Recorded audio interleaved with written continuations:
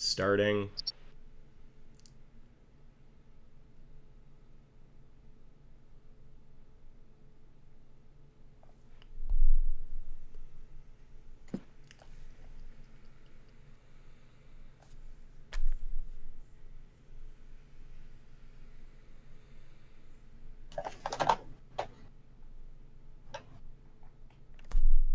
Well, it says it's receiving. It's just waiting a moment. Is it showing up on my channel page? Yeah, it says streamed live 64 seconds ago. Ah. Oh, I think okay. we're So on. it's receiving us. It's just this thing. Yeah, we got Okay, it. there we go.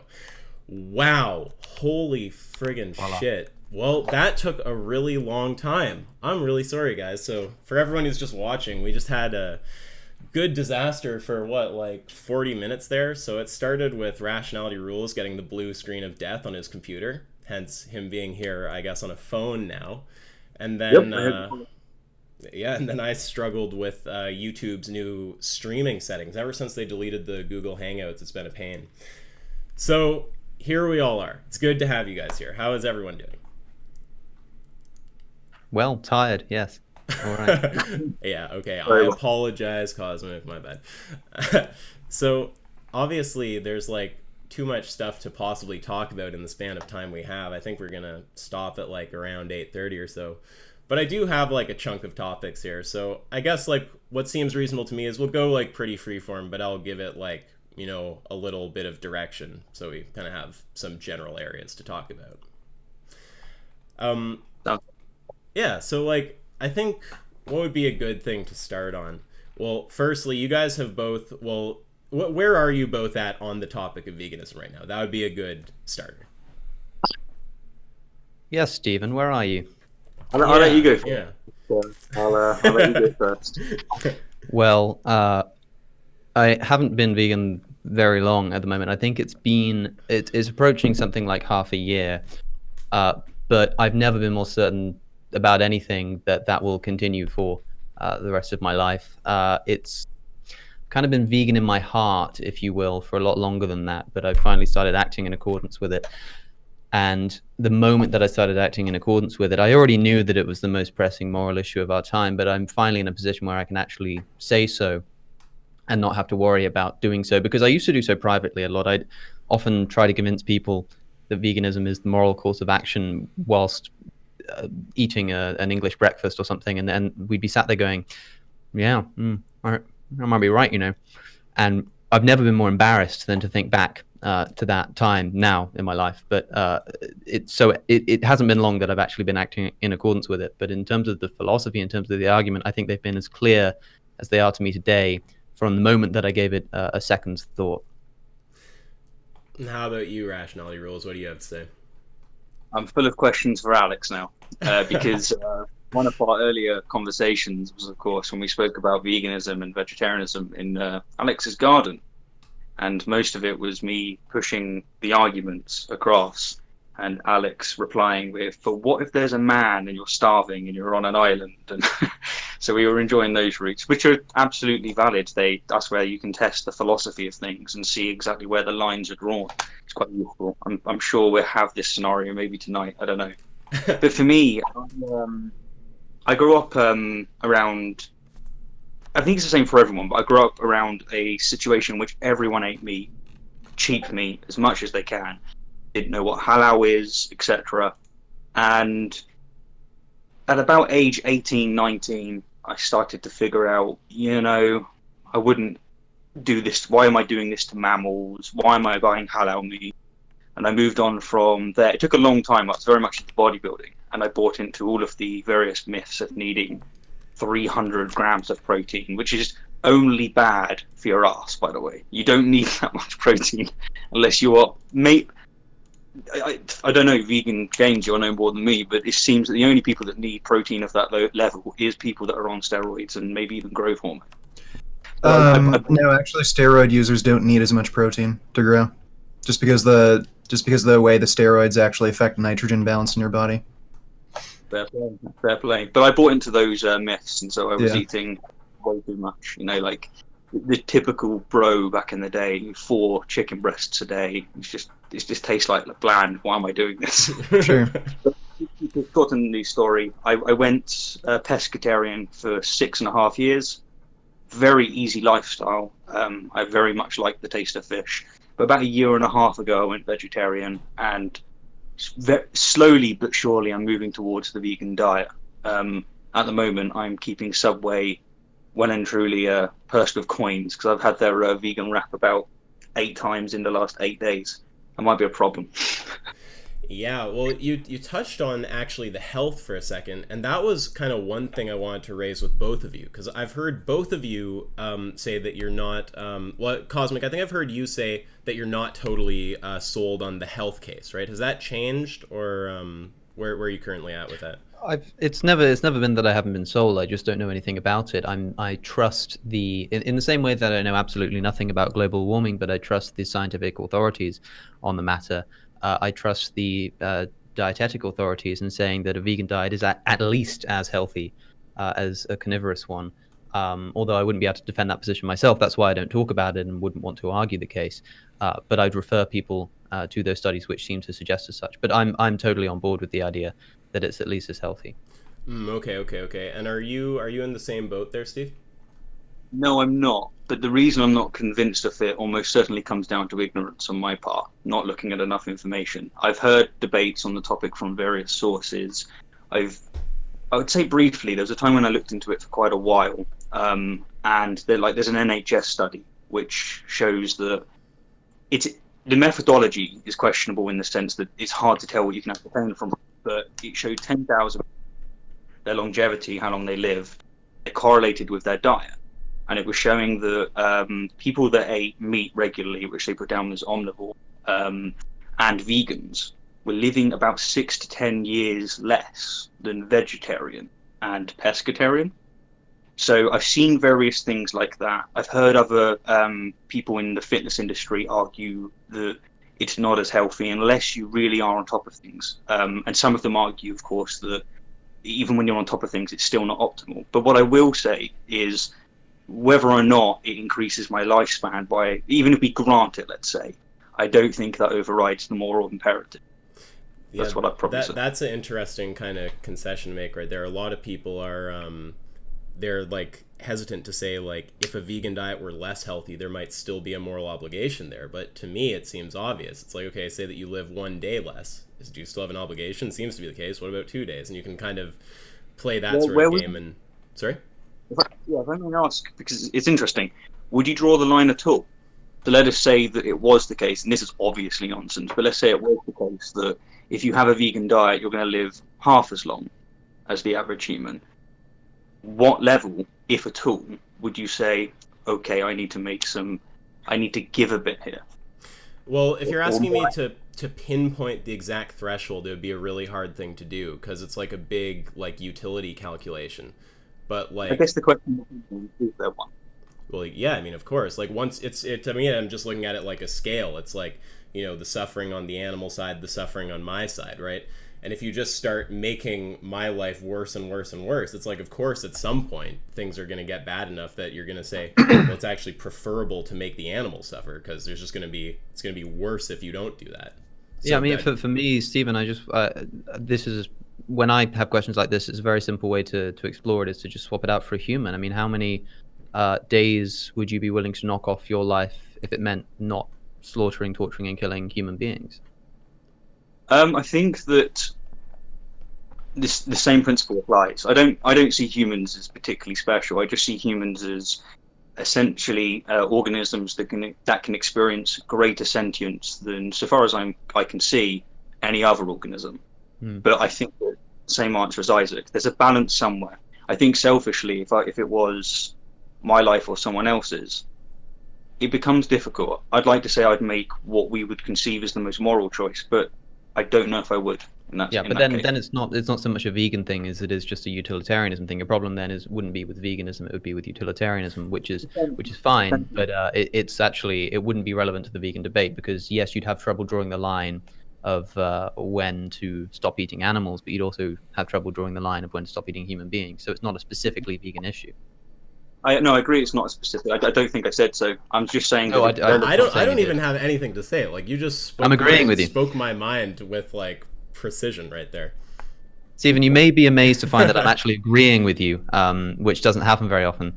But yeah, I'm just trying to buttress your point there. I believe you released the video saying we agree now, so it happens. right. It happens once in a while. Well, there's And hopefully we'll be doing another one soon, I'm sure. Maybe.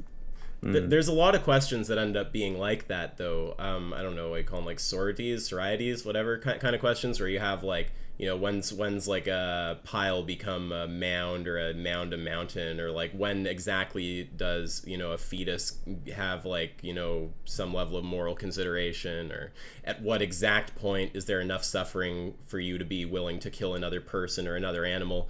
And I think that answering those with like the actual exact number is something that, like, I mean, how are you possibly going to do that? You can't like make a calculation that precise, but we can give like general kind of principled answers about how we'd think about it.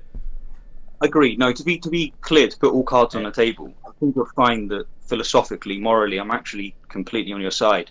I'm not bringing these out as reasons why I'm not vegan, for example, or arguments against it. It's more just saying that these are just relevant things to consider. For example, my question to you about where would the level be, or is there a level in which you would say, nope, I will have some animal product because it suffers my life to a certain amount. It's me just investigating whether or not you're deontological on this, or it's more like it's relevant in that sense, relative. That's what I was saying. And just to Alex, you said that it wasn't relevant to the vegan.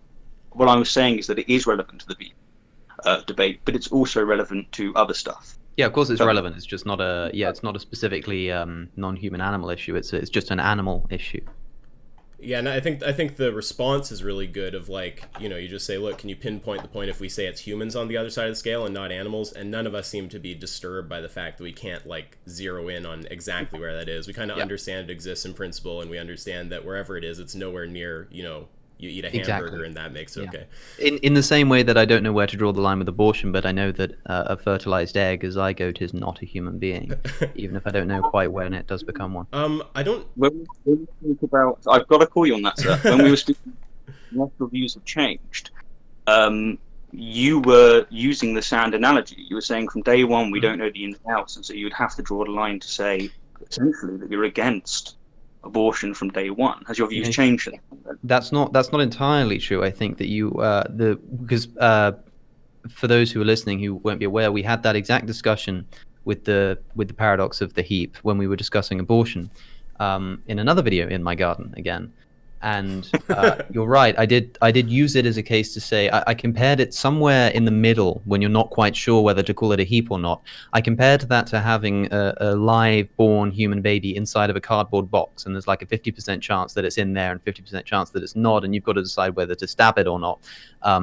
In that case, you might err on the side of caution, but I would never hold to the view that we'd err with caution to the extent that we wouldn't that we'd say that a human life begins at conception. I don't think I said that. I may have said that. If I did, then I was probably tired or something, because I don't think it's something that I would say. We'll move on. I'm fairly certain you did say that, but yeah, you fucked up, Cosmic. It happened. Are either of you pro-life or against abortion in any way? What's that? Are either of you pro-life or against abortion in any way? I mean, I don't like the terminology. I think, well, I mean, I'm pro-choice, but I'm probably slightly more pro-life than most pro-choices, if you know what I mean. Okay. It was I had a big kind of struggle with it until I really reflected on the violinist analogy that made me totally rethink the way I was conceptualizing it. I probably remain fairly ambivalent, but again, with the debate around abortion never quite seems to be a binary yes or no. It seems to be a kind of when question, and that to me is only really interesting in terms of legality and general moral philosophy. It's not something that I particularly have a strong opinion on. Right.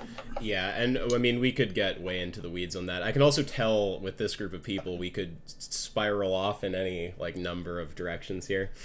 Yeah, so part of why I was asking about where you're at. So one thing I want to be sensitive to is I don't actually want to turn this into a 3 versus 1 just gang beat rationality rules for not being vegan hour. I do think at some point we need to spend a little time and do that, but not the whole thing.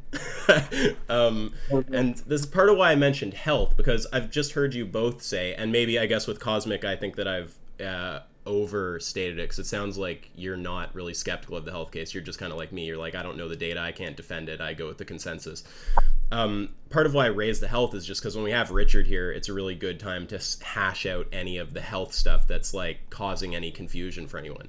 Is there any like distinct sticking point kind of for either of you with respect to health?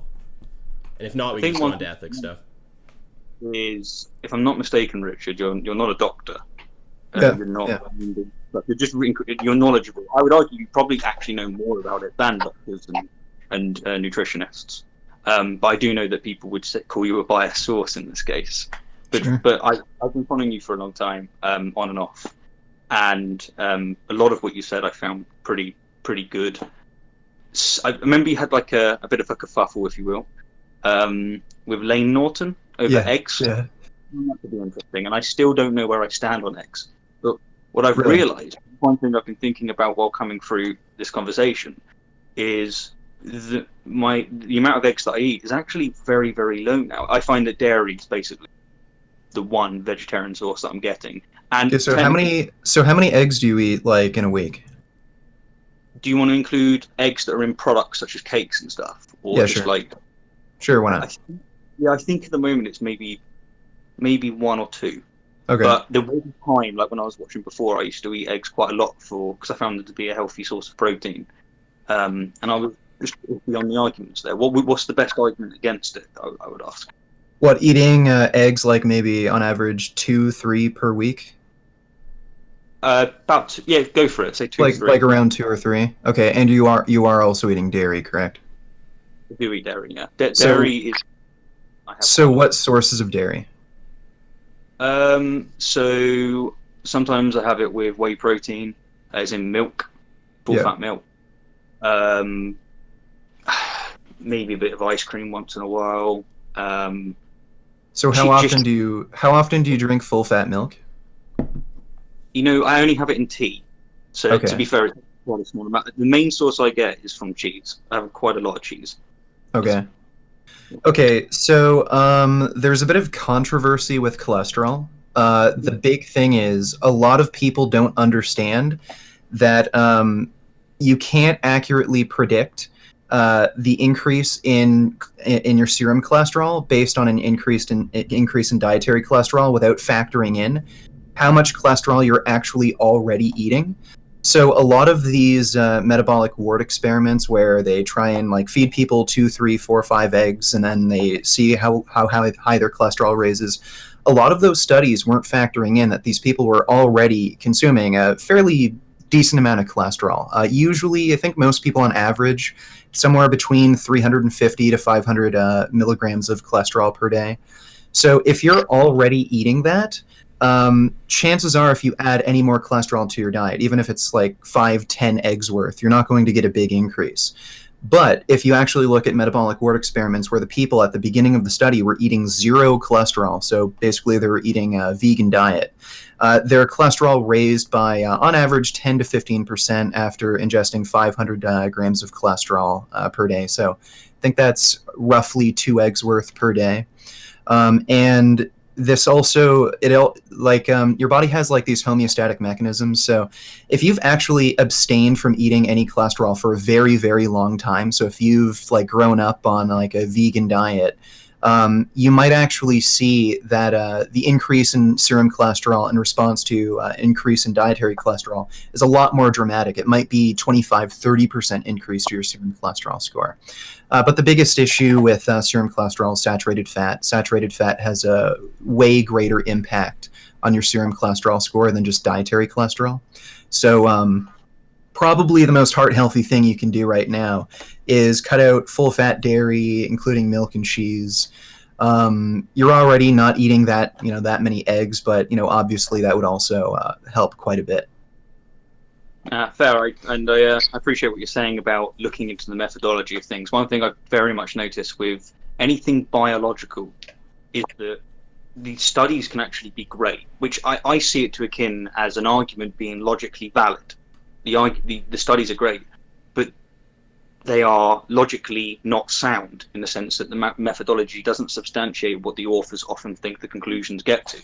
Sure. It sounds like that's what you're saying there. It's like that's especially true with heart disease. There's a lot of really bad research on heart disease where they don't take into account baseline cholesterol intake, or they use sick study participants, and that totally f's up the results of the data. So you do have to be careful with heart disease research in particular.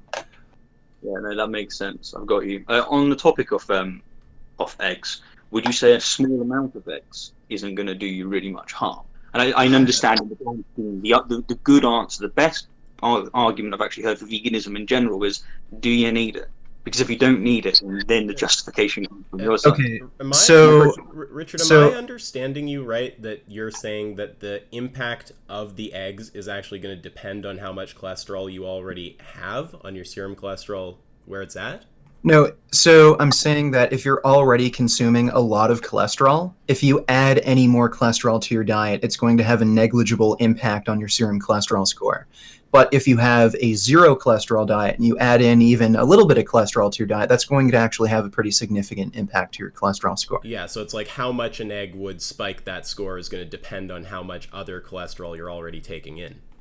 Yeah, essentially. What I was thinking, was should in the future I have the space to have my own chickens, one thing I would consider doing, at least at the present, is having and looking after them for their full longevity of their life, their pets, and also enjoying those produce. But I don't know whether or not that would be more healthy, etc. Sure. So I have 2 points. One's a health point, one's an ethical point. So when we're talking about like eggs, your serum cholesterol score, heart health, things like that, I've heard a lot of people say, okay, what if I only have eggs like very rarely, occasionally? Like, what if it's only 1 or 2 eggs per week? Okay, so based on a number of studies, what the general consensus is the healthy range for your LDL cholesterol score should be 50 to 70 milligrams per deciliter. In Canada and the UK, they use millimoles per liter. You can just convert that. But the healthy, normal physiological range is 50 to 70 milligrams per deciliter for your LDL score. They've come to that conclusion based on some randomized trials of statin treatments. There's also been a really good study recently published in the journal, Journal of, it's some heart disease journal. And what they found was, again, only the people with LDL cholesterol below 70 milligrams per deciliter were completely free of atherosclerosis. So there's multiple converging lines of data showing that, okay, you need serum cholesterol score at least in this range or lower to avoid heart disease, like to have a 100% sure chance. So I would say, like, really the only people who can get their cholesterol down that low are usually strict vegans who are eating a high fiber diet, very low in saturated fat, totally free of cholesterol. It's very rare that you'll ever see anybody else actually be able to meet that number, 50 to 70 milligrams. It's possible. There are people who, no matter what they eat, their cholesterol is super, super low just because of their genetics. Some people just exercise so tremendously, like so much, and their caloric intake is relatively low. All those things can lower your cholesterol. But if you're not one of those people, and like, again, you're not going to exercise like an insane amount like your entire life. So unless you're one of those exceptions, I'd say if you're eating like the animal products you're eating now and you see that your LDL cholesterol score is above 70, then that's a good indication that you probably shouldn't be eating any eggs or any things like cheese that are high in saturated fat if you really care about your health. And secondly, as far as keeping backyard hens, I think, one, it depends on where you're getting them from, because it's not much different than the actual egg industry. So you can either rent or buy backyard hens. Usually people rent them because they don't produce eggs their entire life. So usually when, like, I think it's 2-3 years or something. I don't know what the average number is. Sorry? Just to be clear, sorry to interrupt. My plan would be to have them their whole life. I know. When they're no longer producing, keep them. I know. So most people rent them though because they only produce eggs for a few years, and then after that they just hand them back to the company. The company just grinds them up into chicken nuggets. You're not going to do that, but the issue is the actual the backyard hen industry isn't much different than the just normal egg industry, because okay, there are companies that you could contact that maybe do rent and allow people to buy. So would you be cool with buying hens from a company that also rents out hens and then eventually gets them back and kills them from other people? I see a moral issue with that. Secondly, they do cull the male chicks as well. So just like the egg industry, they're doing like they're murdering the male chicks. And thirdly, let's say you're getting them from like a rescue. Like let's say a few chickens fell off a truck. You're getting them rescued. I'd recommend just don't do it. I've been in contact with a bunch of chicken rescues. It's a bad idea unless you have a lot of money. They're really expensive to actually take care of. These chicks are bred to produce as many eggs as possible. What that means is eggs often get stuck in their egg developing system, and they get clogged up and they can easily die from that. They need really expensive, complicated surgeries, and just because of the sheer volume of eggs they produce, they end up getting osteoporosis, vitamin deficiencies. You have to make sure that they actually eat the eggs that they lay, or else they can get serious problems. One place. Thank you for the answers, by the way. I really appreciate them. One thing that I find interesting is the things that you said about the industry just in by nature being bad. Like, there's no way in which you can ascertain chickens without contributing to what is a disgusting, reprehensible conveyor belt of something hopefully our future generations will look at us heinously with. Would you apply the same to pets? And yeah, how absolutely. Absolutely. I'm totally against the pet industry. Even if, let's just say for the sake of argument, that everyone who owned a pet was a really good pet owner, I don't like the idea of manufacturing beings just to be our friends. It's just kind of a fucked idea. And just the reality of the situation is not everyone is a good pet owner. Not everyone is even a good animal breeder. A lot of these people who breed animals, they're fucking assholes. They treat their these animals that are bred like shit. They're not well taken care of. People who get these animals, they treat them like shit, abuse them. There's backyard dog fights. A lot of animals are dumped, especially animals like rabbits.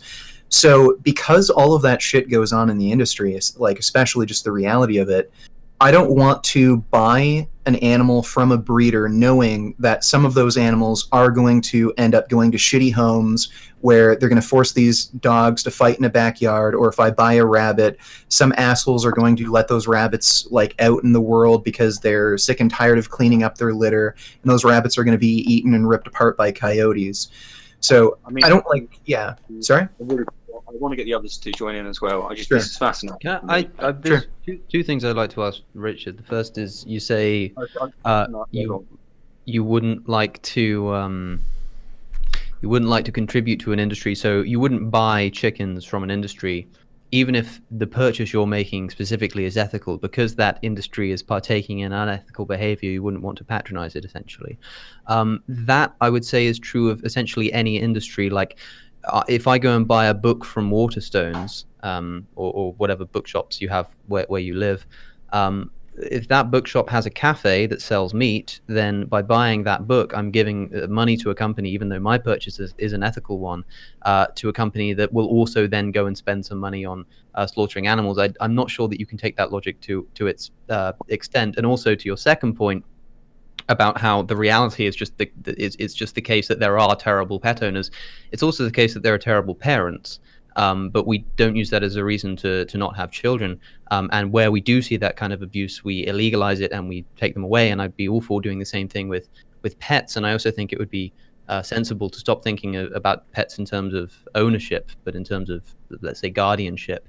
And I also am slightly troubled by the conceptions around pets in general. But those 2 points you made, I don't feel like those are the most powerful points against owning pets. Okay. Well, the first point you made, what was it, like economic association, like because the industry is involved in some other heinous activities, you could say, okay, well, you can't buy anything anymore because somewhere down the line those companies are involved in some sort of cruelty. I think he's just saying if you take the same standard, like you're going to be saying you can't like pay for a plumber because he'll spend the money on meat, or you can't go to like the grocery store because they're going to stock up some sausages. Because if the purchase that Stephen makes is ethical, which I don't know if that is, but let's grant that it is for a moment. Let's say that him buying the chicken and treating it well, etc., if that can be thought of as treating it as well, is fine. But you were saying that the reason why that might be objectionable is because that industry also rents hens and also grinds up hens and also kills male hens for the sake that they're male. Well, that's a separate part of the industry, in the same way that if I go and buy that's not a separate part of the industry. If it's, I mean, it's Wait, separate in the sense wait, that wait. Let's be clear. What you mean by separate? Correct me if I'm wrong. You're saying that you're not generating demand for B if you're buying A. That's precisely the main set. Yeah. Okay. Yeah. Okay. I think I agree with him. I think he's right about that. Okay, well, that you are directly supporting, like, paying for murder. Like, in order to produce hens and have it be economically viable, you do need to cull male chicks. Yeah, but in So order you are paying for that. In order for a supermarket to currently be economically viable, it has to kill animals because there's so much demand for it that it would go out of business if it didn't. But I'm still going to spend my money at that supermarket, even though that's the case. Wait, no, wait. Now I think we're getting confused. I think that the culling is relevant because that happens to produce the product that you're actually buying. If you're like buying the chicken from them, so but I think your analogy, your point that you're making, Cosmic, I think that works when you're talking about the buying versus renting, like if we say so that's what I think. I think maybe I may have misunderstood what you were saying, Richard, but I seem to pick up on a distinction you were making between Stephen buying the chickens or the hens and renting the hens, and I think that is a meaningful moral distinction. That is a meaningful moral distinction, but the issue still stands: is in order for this to be economically viable, like the whole industry, you do, like, these companies do have to cull male chicks. Look, even regardless, if he wouldn't, like, if everyone just bought the hens, even if nobody rented them, I think the male chicks are still going to be culled. Wait, I think everyone. Okay, wait. So we all understand that in order for the eggs or the chicks or whatever to get there, there's male culling that's happening, unless there is some technology about that where they can do something to sex them or whatever. But point is, males are getting killed for that exact product. But surely, Richard, you grant what he's saying when we're talking about buying versus renting, that when you buy, that's not generating demand for the renting business. That's like those two are economically distinct things, surely. Oh, okay, sure, yeah, sure. I grant that point. Okay, and then the others agree with the culling. That is something you're giving demand for, and we shouldn't be. If your purchase necessitates. If your purchase necessitates the culling of male chicks, then absolutely, it's not something you should be giving your money to. No. Sure. And you also had another problem with, like, how I saw the pet industry. I can hear RR trying to talk. Sure. It's because his phone. It's cucking you. Sorry. I don't want to overtalk. I understand that with me being the veggie, I'm probably gonna get to speak a bit more, but I just across the T there, what you mentioned, Richard, about the culling of male chicks was something that had escaped my mind temporarily, and the bringing that back. No, I don't think that I probably will have chicks. Okay, cool. Okay, and this I also forgot another point. And this involves the pet industry and animal agriculture industry. Can we whatever. just point out that we have just made moral progress, and this proves that moral realism is true? Yeah. So I loved Cosmic's reaction. Sorry, please go on. I actually forgot to point out these animals are being selectively bred, and these animals are being selectively bred for the purpose of being like what's considered an ideal pet. They're bred to have a certain size, certain shape, certain temperament, certain look, produce a certain amount of eggs each month, things like that. And when you do that, you're breeding in disease. So these animals are just by nature being selectively bred. You're ensuring that they're going to have a much higher risk of genetic diseases. In the case of like dogs and cats, hip dysplasia, blindness, mental retardation, different sort of birth defects. And in the case of like chickens, cows, they're at super high risk of reproductive issues, osteoporosis, things like that. I also see that as immoral. Yeah, I agree with you. Would you call them maybe the pug of the avian world? Yeah, basically. No, if you guys have anything else you want to say on that, that's fine. But I wanted to bring it along to meta ethics. Actually, does anyone have any final things on eggs and stuff? No. I think we burnt that one out for sure. Okay. So where are we at on meta ethics? I mean, anyone can go first. And also, are you guys still fighting about this? Is one question. Look, Isaac, if you want to watch my podcast, you're more than welcome to find out the specificities, and so can your viewers and listeners. I can only speak for myself. I think Steve and I are more or less on the same page now, but who knows? It kind of depends on exactly how you place it.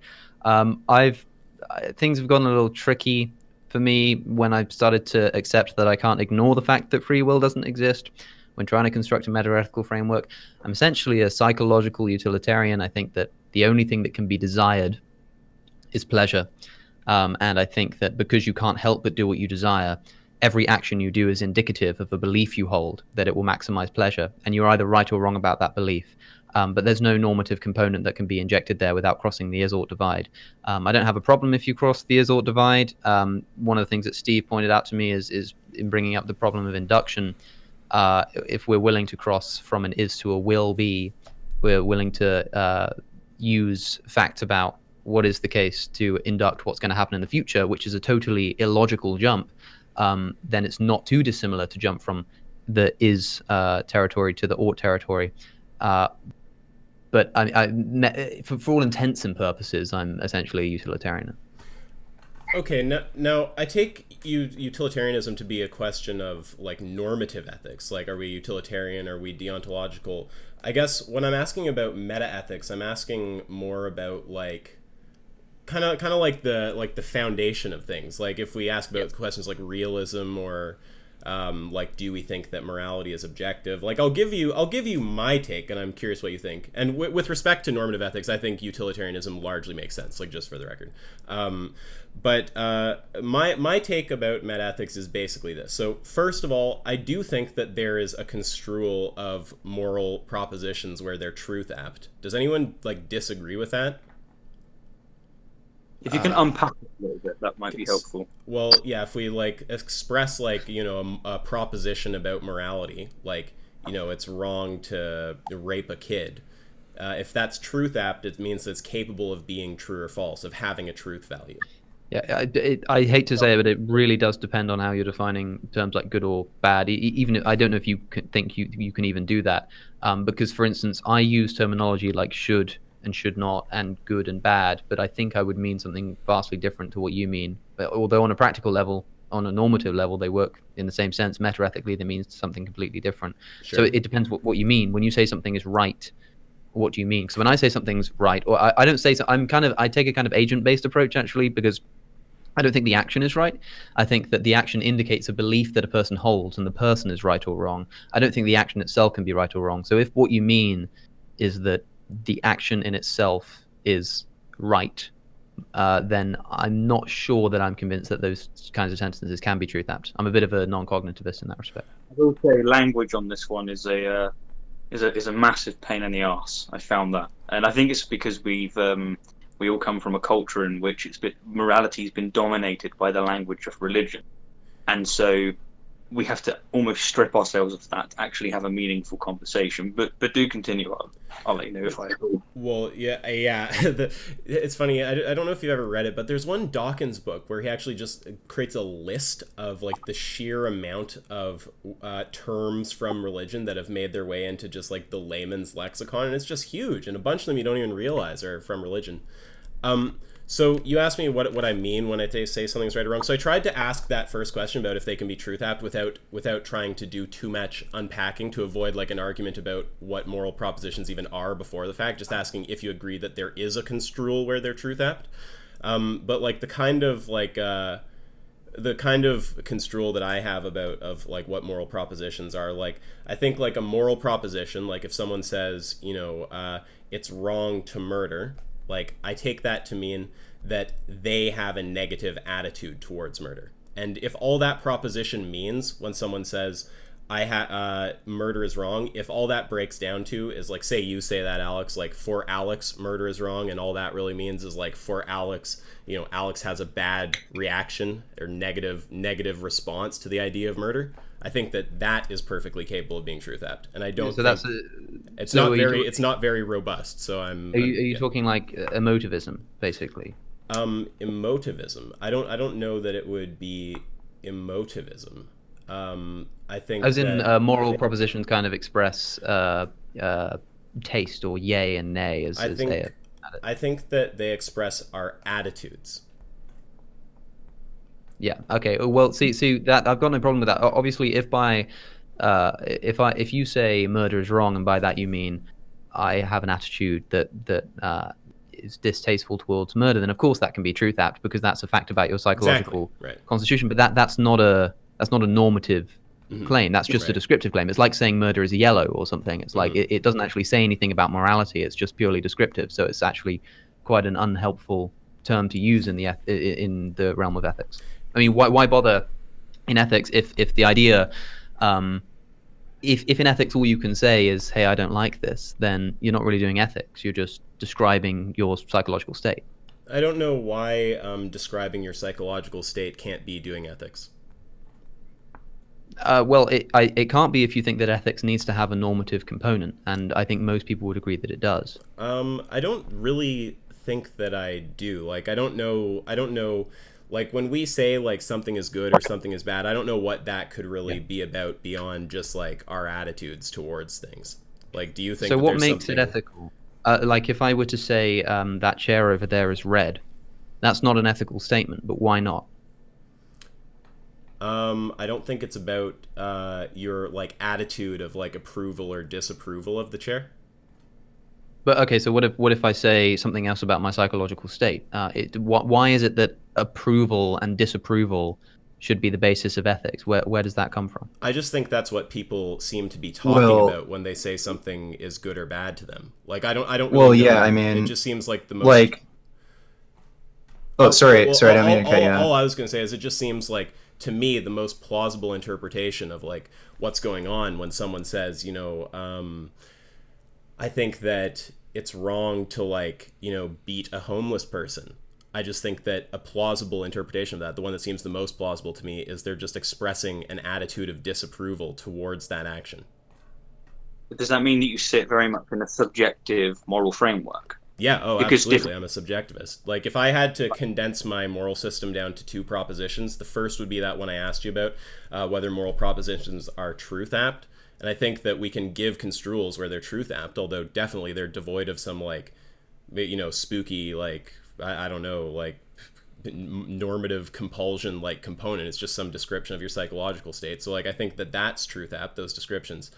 And then I also think the second proposition that would make up my subjectivism is that the truth value of those propositions is contingent on the attitude of the subject they're indexed to. So if we have some proposition like, for Alex, murder is wrong, that's describing like the psychological state that you have about murder, right? And if you were saying it's wrong, we're saying you have a negative psychological state. If it's the case that you actually had a positive psychological state, that proposition, for Alex, murder is wrong, would be false. Like that's my construal's pretty like, simple. Yeah. I don't think there's any like spookiness to it. I agree with you. There's no. I think it's fair to say none of us here believe in some law like don't murder. That there's no law out there. It's not in that sense at all. But would you say that people's sexual preferences, as they're called, I think it's perhaps badly termed, but people's sexual desires, etc. Would you say they're subjective or objective? What do you mean their sexual desires are subjective? Well, so for example, I'm a straight person. I have pretty much no interest whatsoever in the same sex. Mm-hmm. Is that a subjective statement or an objective statement? What's it mean for a statement to be subjective or objective? Like when I call myself a subjectivist about morality, all I mean is moral propositions are truth-apt. The truth value of those propositions is contingent on the attitude of the subject they're indexed to. That's what I mean. But if you just ask me, like, is this sentence, like, objective or subjective, I don't know exactly how to, like, interpret that. Basically, what I'm asking about is where the contingency lies. So, for example, I would say that my sexual preference, your sexual preference, everyone's sexual preference, it's not subjective in a scientific sense, it's objective. You could be wrong about it, of course, which means you could be subjectively wrong about it, but it's an objective fact about you. That's where I would push it into there. But I would say it's subjective in the sense that it's contingent.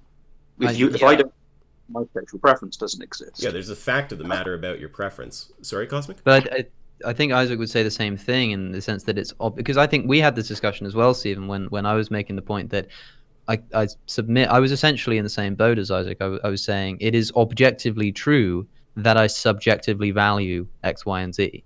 Like the subjectivism is as applies to the desire, not to the fact that you have the desire. The fact that you have the desire is objectively true. The fact that you are attracted to women is objectively true. But the attraction itself is a subjective experience. I think that's where the distinction would lie. Yeah, like the reason that I call my morality subjectivist is because the actual, like, based on how I construe moral propositions, the actual truth of those propositions, like the truth value, whether it's true or false, is literally just going to hinge on the attitude of that subject that the proposition is about. Like, if the proposition is, like, indexed, it's always starting, like, you know, for Alex, you know, X is wrong, or, you know, for Richard, like, Y is good. Like, those, yeah. So do you think that outside, and I'm not talking about, we have to be careful here, because I'd imagine you would be able to make moral arguments from consistency, essentially making valid arguments in which the premises aren't necessarily justified, they're just subjectively true. Like, you subjectively value X, you subjectively value Y, therefore you should subjectively value Z, right?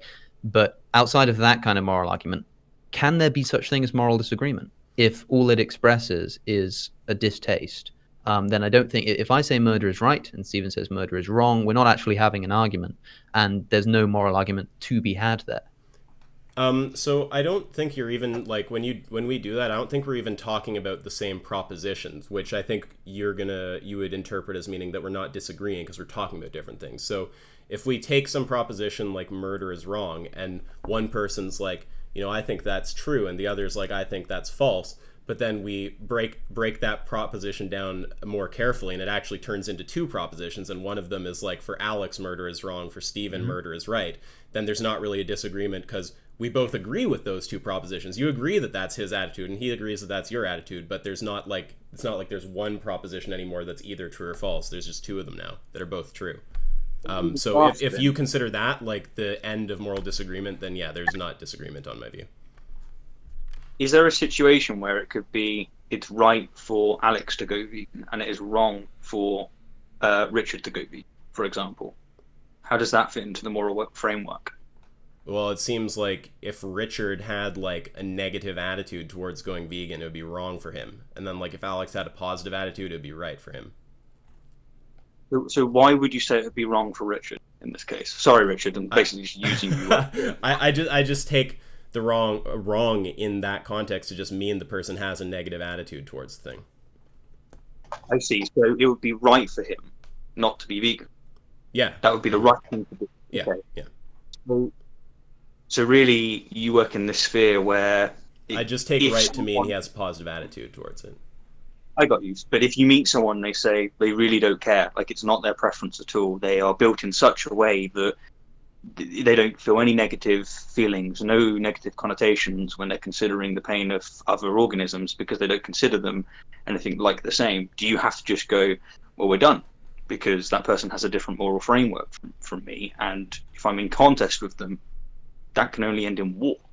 Okay, so ultimately, yes. So if you get to some level where you've spoken to someone for quite a bit, you've really assessed their character, and it looks like just fundamentally you have different values and you've lost sight of any possible tool you could use to leverage them, then I start leaning in the direction of I don't know how you could persuade that person. There might be some psychological key out there, but you know, you don't have it. It's not like what I'm not going to say like what an objectivist would say, which is that there's some like fact of the matter that they're wrong about. But the thing I want to hedge against is the way you framed it there. It made it sound like I would give up on moral discussion the second someone says I have a fundamentally different value. I think you can play around with what people say. You can show the consequences of, you know, where their moral statements Yeah, you can show where their statements will take them, like how they ultimately play out, compare them with other values, see if they're in conflict with other. There's a lot of work you can still do to move someone. So I don't just give up the second they say I've got some different fundamental value. But like if you mean like in the end of the line, like you just know, say you're just given the facts by the universe that person has irreconcilable valuables, and you just know it to be true that there's nothing that could leverage them. Yeah, I mean, I don't think there's a fact of the matter that they're like wrong about, and I don't know what I could do. By definition, I can't change their mind. I've actually debated somebody who I think was a sociopath. He might have been a psychopath. He was in my Discord. He actually stayed on I don't know if you could technically call him vegan, but he was on a 100% plant-based diet, didn't eat any meat or anything. Just because I convinced him it was optimally healthy. Like, he only cared about his health. Was that Denise? No, it was a dude. He ended up leaving because I just stopped arguing with him after a while. So he, like, flat out just, like... He was an actual sociopath. He did not care if he harmed anyone, couldn't give a fuck. Like, he could just kill anybody, not think of it. He was only out for himself. The only reason he didn't end up killing anybody is because he's like, okay, like, I couldn't get away with it, I'd probably go to jail or something. You know, there were always these selfish reasons. Like, I'd kind of agree with Isaac on some level. There's a point at which people just have, like, these base fundamental views that are just so much different than your own. You can't really argue morality with those people. There's kind of you kind of reach a limit. One method I used with arguing with this guy was just talking about how morality is it is built in a social context. Like the reason he didn't end up killing anyone was because there were consequences for himself.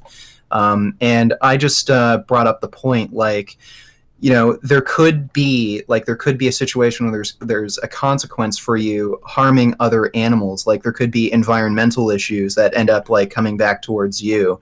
There could be social issues, like, okay, if people found out that you were cutting off cats' heads, you know, they probably wouldn't want to associate with you. You probably wouldn't get a job. So, like, I would say, like, if you are talking to somebody who is, like, a psychopath, sociopath, or maybe not even, like, they, for whatever reason, they just think, oh, killing animals is fine. I would kind of, like, I'd start talking about the social consequences of, like, meat eating, animal agriculture, killing animals, with those sorts of people, because that seems to be the only thing they care about. Like, ultimately, there are just really selfish people, but you can appeal to selfishness. Like, and again, the guy went, like, vegan technically because for selfish reasons, health. Do you think there's a fact of the matter that he's wrong about when he disagrees with your values? No, and I'm I'm an existential nihilist. I don't think there's, like, meaning or value to anything. I just think we apply our own subjective values to things. And I don't think he's wrong in any way in believing what he believes. It's just that there are ways of appealing to certain people. Like, everyone has some sort of value. He values his own life and existence and well-being, so... there are still ways of arguing morality with these people, just because morality by nature is social. Well, I think it's... No, go ahead, please. I think it's simpler than that. I disagree with you both that there are irresolvable conflicts when it comes to people's interests. I think that every single person has an interest towards their own pleasure, almost by definition. I'd agree with you there. And therefore, when you talk about arguing from selfishness, it can be done. All argumentation for morality is an argument from selfishness. I think that the way that morality, the way that it works, is by the maximization of one's own pleasure. This is where I wouldn't be a utilitarian in the normative sense, where they go from they make the jump from saying that because I desire my own pleasure, that means pleasure is good, which means that the general pleasure is good for everyone. I'm sticking with the first proposition. I just think that my pleasure is good, just as Stephen thinks his pleasure is good, and just as everybody thinks that their own pleasure is good. That, to me, is a psychological fact. That's an unavoidable fact. That's the objectivity at the basis of morality. Now, what I can do is say, I can argue about what will objectively maximize someone's pleasure. What I can't do is tell them why they should value their pleasure. But I know that they do, and I know that I do. So, in the same way that where what Isaac you might do, if you think that there are irresolvable moral conflict somewhere, you would generally just find the point at which you agree, and usually you don't have to go all the way down to pleasure. we all agree with certain slightly higher level Sure. claims about morality, and I think that seems to be, Isaac, where you're laying the subjectivity. You're saying that people have certain interests, like someone has an interest for their own health. Well, I don't think they have an interest for their own health. I think they have an interest for the pleasure that derives from being in good health. The desire isn't aimed at the thing itself. So all of the subjectivity lies in this single proposition that my pleasure is a good thing. Everything else is an objective derivative. That's what I would say. Yeah. Okay. So one or two things. So first of all, so one claim that you're making is that like every human has this like shared motivation of pleasure. So it can't be that there's an unresolvable conflict of values because Every living creature, in fact, yeah. Okay, now just so I can make the point though, say that there's an agent that we just construct somehow. Maybe it's like an AI and it just doesn't have that goal. Would you have an irresolvable conflict of values with that thing? It wouldn't be sentient. It wouldn't be able to do anything consciously. If you don't have a conception of pleasure and pain, then you don't have a conception of preference. And if you don't have a conception of preference, then you have no motivation to action. So you'd just be a vegetable. Why would you need... Okay, so I think that we might have some problems here. So just before delving into it, I think that there's okay, so it seems to me, first of all, like it is totally coherent and like logically possible to picture an agent that has a preference for something, but that doesn't have, it can't experience pleasure or something like that. So we probably disagree about that. We'll have to talk about if that makes sense.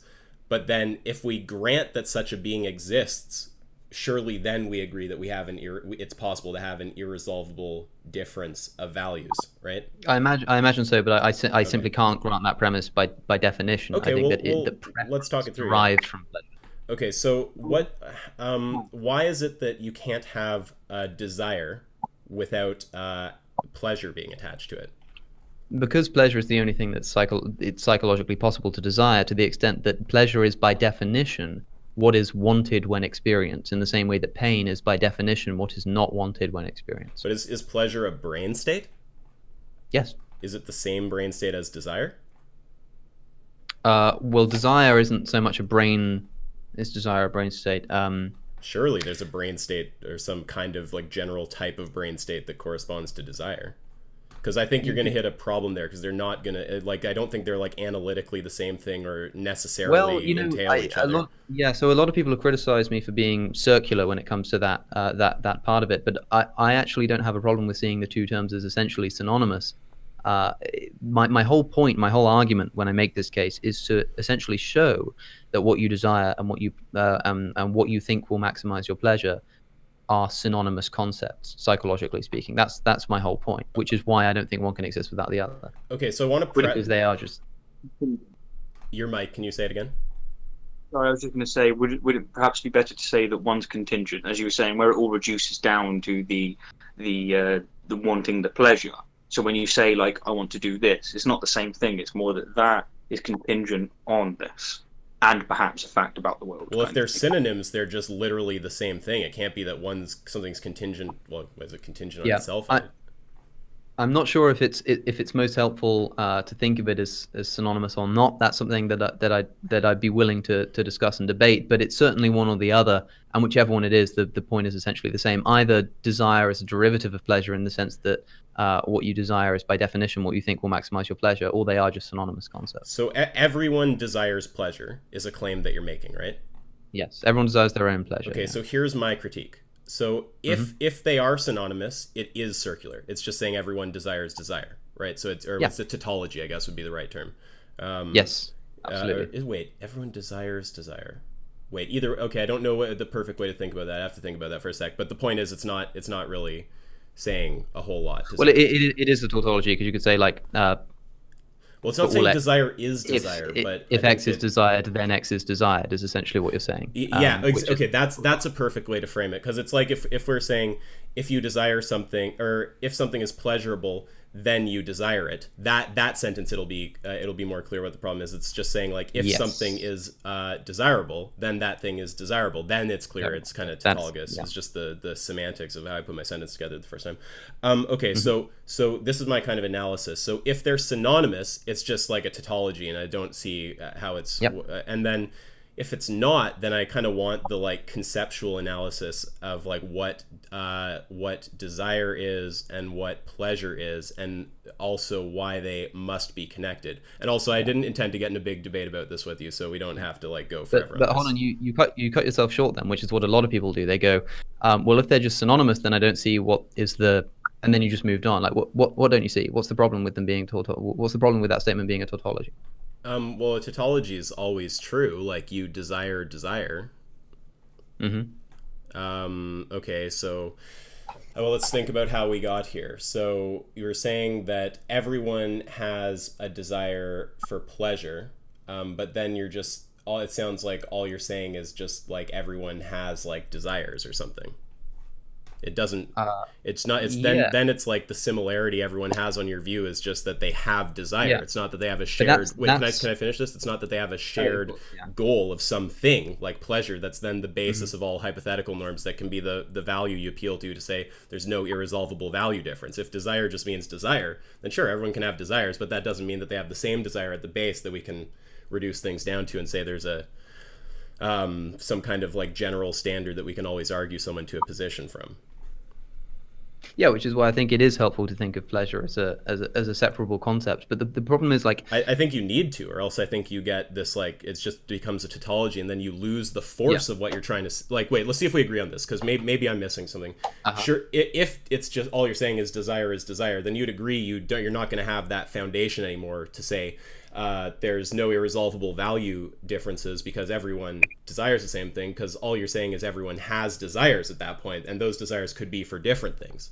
And if everyone can desire different things, it seems like you could have irresolvable value differences. Well, then you could just rephrase it in the sense that everybody has an interest in fulfilling their desires, and so you can make objective derivatives about how those desires can be fulfilled.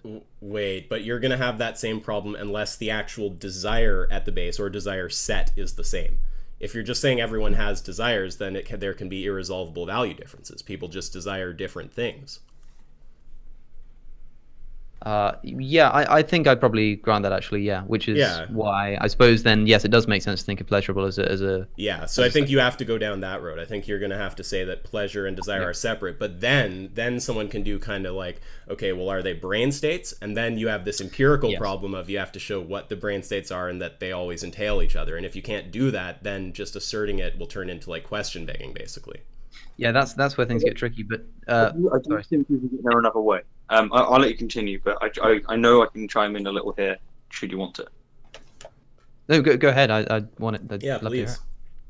Sure. So you could see it in this way. You can say the fact of the matter is that you were born and you don't want to be in pain. However that's defined, I understand it's vague, but that's kind of the point. You want to avoid pain. That's the way I see it. I think that is all it comes down to. And I agree with Alex. It can all be reduced down, and that is actually you don't want to be in pain. Then what you can do with that foundation, and that foundation is axiomatic, which is to say that it's just there. So if you're looking for a justification for it, I can't give you one. But what we can do is agree that you have it, because you're not going to find someone that doesn't say, yeah, that's my goal. I don't want to be in pain. What you can do then is build premises. You can say, given that the world is like this and this, in order to fulfill my preference, to fulfill my axiom, I ought to do Y. Then you can moral arguments. Then you can start saying objective arguments. Another way you can put it is to think of Immanuel Kant. Sometimes get that wrong. You mean from Stefan Molyneux? Sorry, the hypothetical imperative, Stefan Molyneux's concept. Oh yeah, totally. Yeah. His entire concept, of course. That was hilarious. It was a good little saga. I liked your debate with him, by the way. It was brutal. He spent 2 hours dodging a hypothetical that shows he's fine murdering disabled people. It's amazing. I'm making a video called Molyneux and Bailey, which is the modern Bailey fallacy. Because even with your debate, so many times you'd ask him a very good question. You'd say, justify that, I get them mixed up sometimes, the Mott. And he would go, yeah, but think about this Bailey. And it's like, answer the fucking Mott. Did you see? I will bring you back to your train of thought that you're responding to Alex with. But did you see my review of that with those two PhDs with Philosopher Speak Sophist and Malpass? No, I haven't. I should. Malpass gave the best analogy. It won't be funny when I say it, but you'll appreciate it. So he was just saying, I asked him to just give a general take on the debate, and he said something like, It was as if you would say, okay, Stefan, so if you're trapped in a room, you can't get out. And he'd say, oh, but maybe I can find a key. And you'd say, okay, but there's no key for you to find. He'd say, well, maybe I could squeeze through the window. Okay, no, you can't squeeze through the window. Well, maybe I could tunnel my way out. Yeah. Thought it was the perfect summation. Structured because it doesn't work. But what I was saying with Stefan's idea, of course, Immanuel Kant's idea with the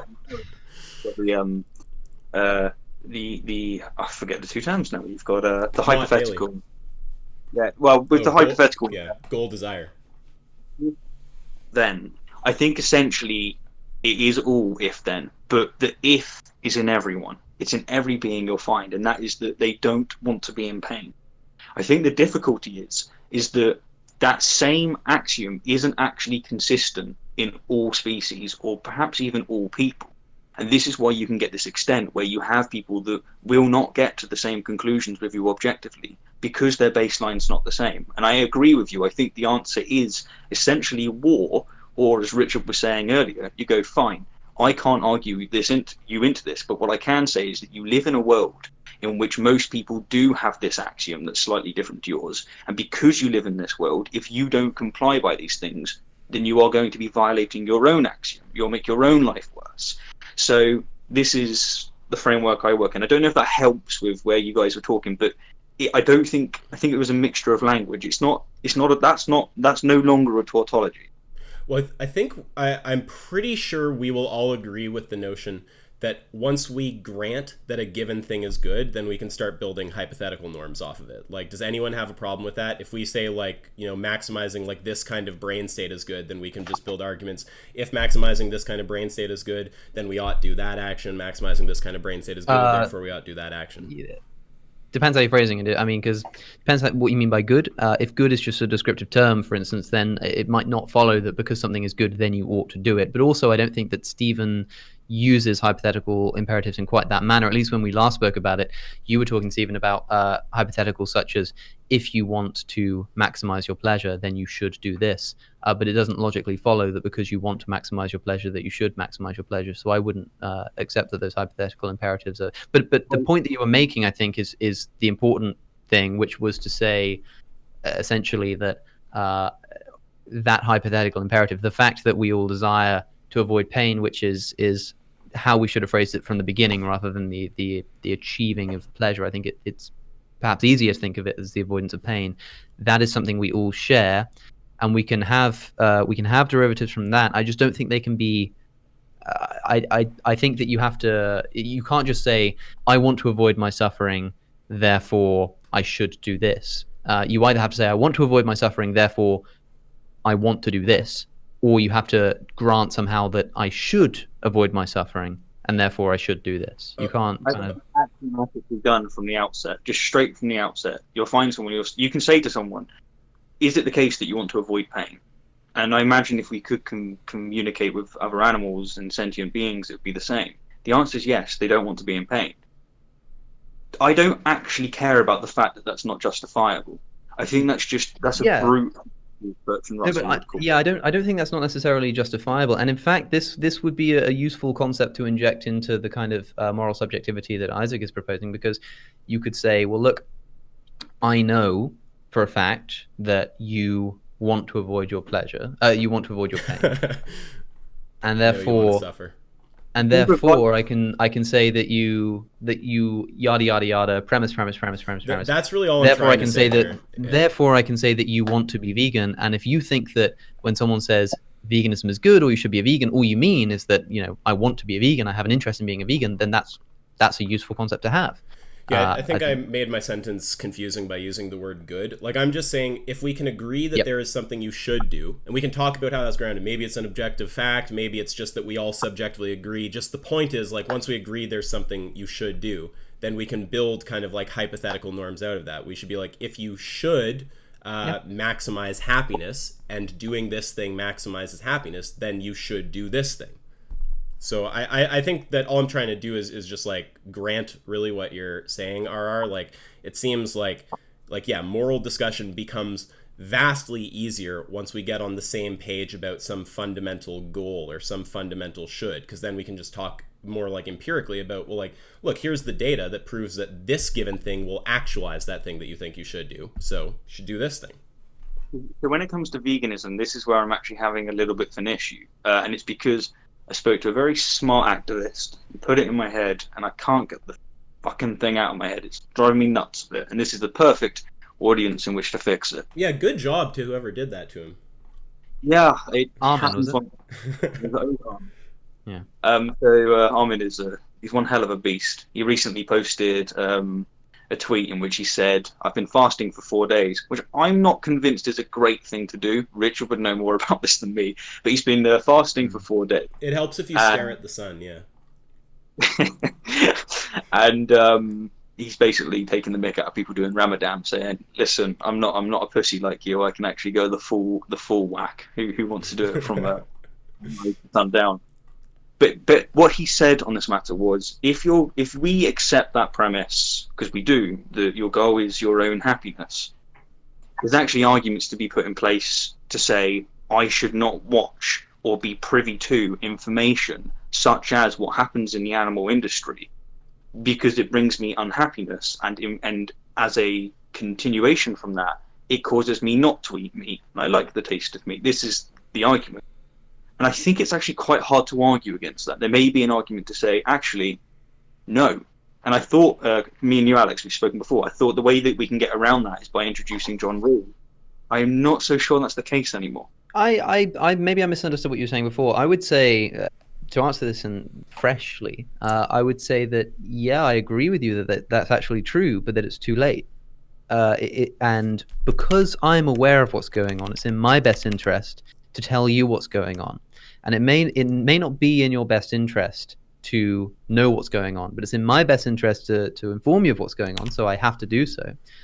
And so, as soon as you become aware, then it becomes your best interest to act in accordance with it. I can accept that. So, like, it's in my best interest not to know you until I know you, and then it's in my best interest to know you. That's in the same sense. That's in the same sense as saying, like, what I'm essentially doing by telling people about veganism is making them more immoral, because previously, while they were doing an immoral thing, they weren't immoral people because they weren't fully aware of the situation. But once they become aware, then they become an immoral person if they don't act in accordance with the morality. But like, it's just one of those kind of unhappy facts about the whole affair. Maybe is it better to have more moral people by making them completely ignorant to their immoral actions? Well, maybe, I don't know, but it's not my choice to decide that it's in my interest to let you know of what's going on. And once you become aware, then it is now in your best interest. So that argument would work only to the extent that you're not thinking about the argument. Therefore, for all intents and purposes, the argument doesn't really work, if you see what I'm saying. I think I do see what you're saying, but I do think that there's a validity to it that is irritating, because my conscience is on the side of that is an inconvenient thing that someone's brought up to me that is giving me more trouble with veganism than anything else. Well, I think there's an inconvenience if you're a moral realist, in the sense that you would have to accept that if you ground your moral realism in the maximization of pleasure, or whatever it is that we're talking about here, then you'd have to kind of say that, I know, actually, for everyone who isn't aware of what's going on in factory farms, or the ethics of animal exploitation, it's actually a moral fact that it's fine for them to continue doing what they're doing. That's quite uncomfortable, but that's not a problem for me, because I don't buy that kind of moral realism. So, like, is that what you think? Is that what you mean when you say it's uncomfortable? That it could just be true, that it's fine, that it's the moral imperative for somebody is to remain ignorant? It's not. It may be. What I'm saying is that, one, I hadn't thought it through. I have not thought it through to its conclusions in all ways. I think it's actually a really broad consideration. But I think, too, is that I'm getting the strong sense that there's a logical argument not to know certain things. Like, the second you figure out that laptop that you're using, in order for you to have it, you've paid towards an industry that mistreats humans in a very, very grave way. You now incur a moral burden that perhaps reduces your happiness. There's an interesting dynamic there, because you now have to act on that, or you have to act to a certain degree. So, and this is an interesting. Do you think it's let's say that like someone's mother develops cancer, it's not in their best interest to know that. But if you ask them, would you rather know? Then they'd say, well, of course I would. But it can only not be in your interest to the extent that you're not aware that it's going on. As soon as you even begin having the discussion, you need to be aware that the discussion exists. And as soon as you're aware of it, then it becomes in your interest. It's like the same problem would apply to that. You could say that it's not in someone's interest to know, to find out that their children have died in a car accident. It would be better for them to believe that their children are still abroad, still living, and are just not contacting them. Like that would be the same problem, right? Is that the kind of thing that you're talking about? Can I frame it? I might know an easy way to frame it. Like, correct me if I'm totally wrong here, but is what you're saying just that if what is good is like the happiness of some particular individual, like say that it's that the happiness of Alex is good, and say there's two possible worlds, one where he knows about the animal holocaust and one where he doesn't, and his happiness is lower in the one where he knows about it, even though overall well-being is better, that world is in fact worse according to the moral system that says Alex's happiness is the moral goal. Is that the kind of thing you're saying? I think that's an eloquent way of putting it, yeah. Okay, yeah, and I actually have to agree. I think that is the problem with, well, one of the problems with saying that it's going to turn into a war of me and you, Alex. I'm sorry. I think that is part of the problem, though, of saying that the good is like just about what makes an individual happy, because then you'll get a reductio like that, like two possible worlds, equivalent in every way. One they know, one they're less happy, one they're more happy. But in the world where they're more happy, everyone else is suffering. In the world where they're less happy, and you can even do it where you crank the other people's happiness up to infinity and make an infinite amount of them, or down to, the lowest possible, and create an infinite amount of people like that. So it just seems crazy to want to take the view that the good is just about the individual. Mm-hmm. But like I agree. Final point, if we're subjectivist and we're constructing it, I just would sooner say, like, I mean, I'd be more specific than this, but it's definitely a step in the right direction to at least say it's about the collective goodness. Actually, there was an interesting story. I don't know if this is true, but there was some Christian, what do you call them? One of those people, not refugees. He's one of those people who travels the world trying to teach Jesus Christ to everybody, even indigenous tribes people. Missionary, yeah. Well, he actually ended up learning. Oh, what's going on over there? He flipped your camera onto your rest of your room there, bud. Yeah, we've now seen that this room isn't as professional as it appears from this camera. I thought you were lying on your kitchen floor. Even been for the bathroom. Just chilling out. Didn't the direction of the hair gravity tip you off? I just want to fix that. How do I navigate that? Sorry, guys, I'm very unprofessional. Such as the bed that you just saw. How do I do this? At least it didn't flash to like a fat jar of weed and a bong or something. It could be worse. Yeah, I guess you guys. Also, like a KFC or something, or just like a KKK robe or something. Yeah, that's bad. We're gonna get in social justice trouble now. Sorry, guys. Don't support the KKK. We all denounce the KKK. Yeah, but I don't know if the story was true, but there was some missionary who learned some local language of these tribes people, and he explained to him that if you don't follow Jesus Christ, you're going to go to hell. Well, one of these tribes people was pretty smart, and he said, okay, well, what if you never came here? What if I never learned about Jesus Christ? You were the first person who ever came here who told him about him. What would happen to us then? And then he said, well, God would be forgiving. Since you had no way of knowing, he'd just send you to heaven. And then he said, then why the hell did you tell me this? No matter what I do, then I would have gone to heaven. Now you've made it so that there's actually a chance that I can go to hell.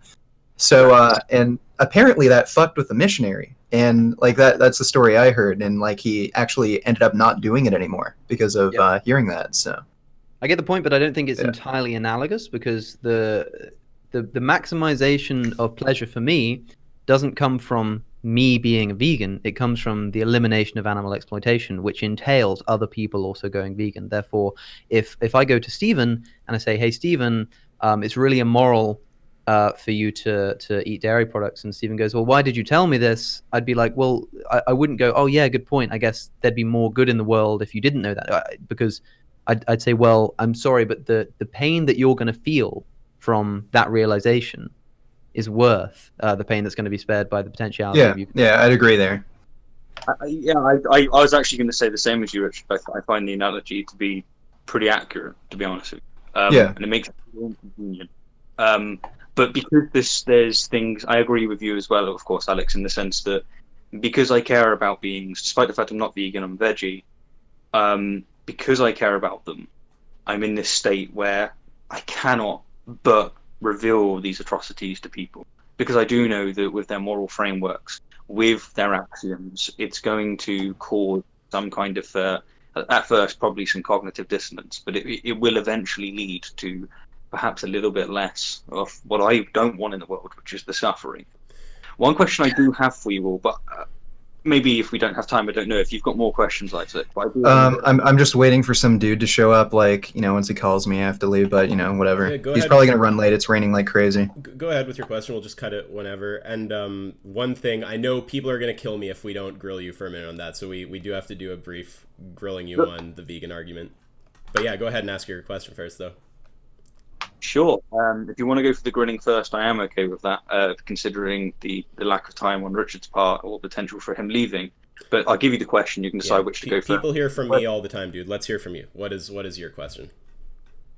Sure. My question is, with me being vegetarian, am I your ally? Or am I worse? Depends how No, we I'd say no. Sorry, Steve. I have to be honest with you. Do you think I'm worse? Because What do you mean I'm privy to the information. I'm someone that's you've kindly knocked on my door and said, "Here's the good news. There's a savior, and it's not buying into this industry." And my reaction of going far, but not all the way, with vegetarianism, as you said, does it make me worse in a moral sense to you? And so you've answered my question. I'm not your ally in this sense.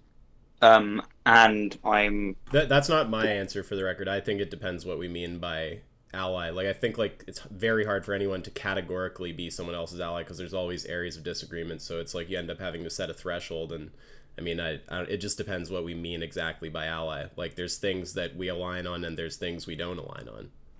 It's kind of like, how Hitchens said, like, sometimes you might have to side with the, like, crazy, like, this is going to be a bad quote, but he's like, sometimes you have to agree with the crazy religious person because you're together on this issue, and then next time we're back talking about religion, we're going to just be at each other's throats. Like, I kind of view it like that, to the extent you're with us, you're with us, to the extent you're not, you're not. I don't know if I can actually take it as, like, a big overall category and be like, is he my, like, ally or something? I mean, if you advocate for vegetarianism specifically, then you are implicitly advocating for a philosophical position that says, for instance, that the murder of cows is worse than the rape of cows, or is more permissible, or like you are implicitly allowing a moral exemption for those things.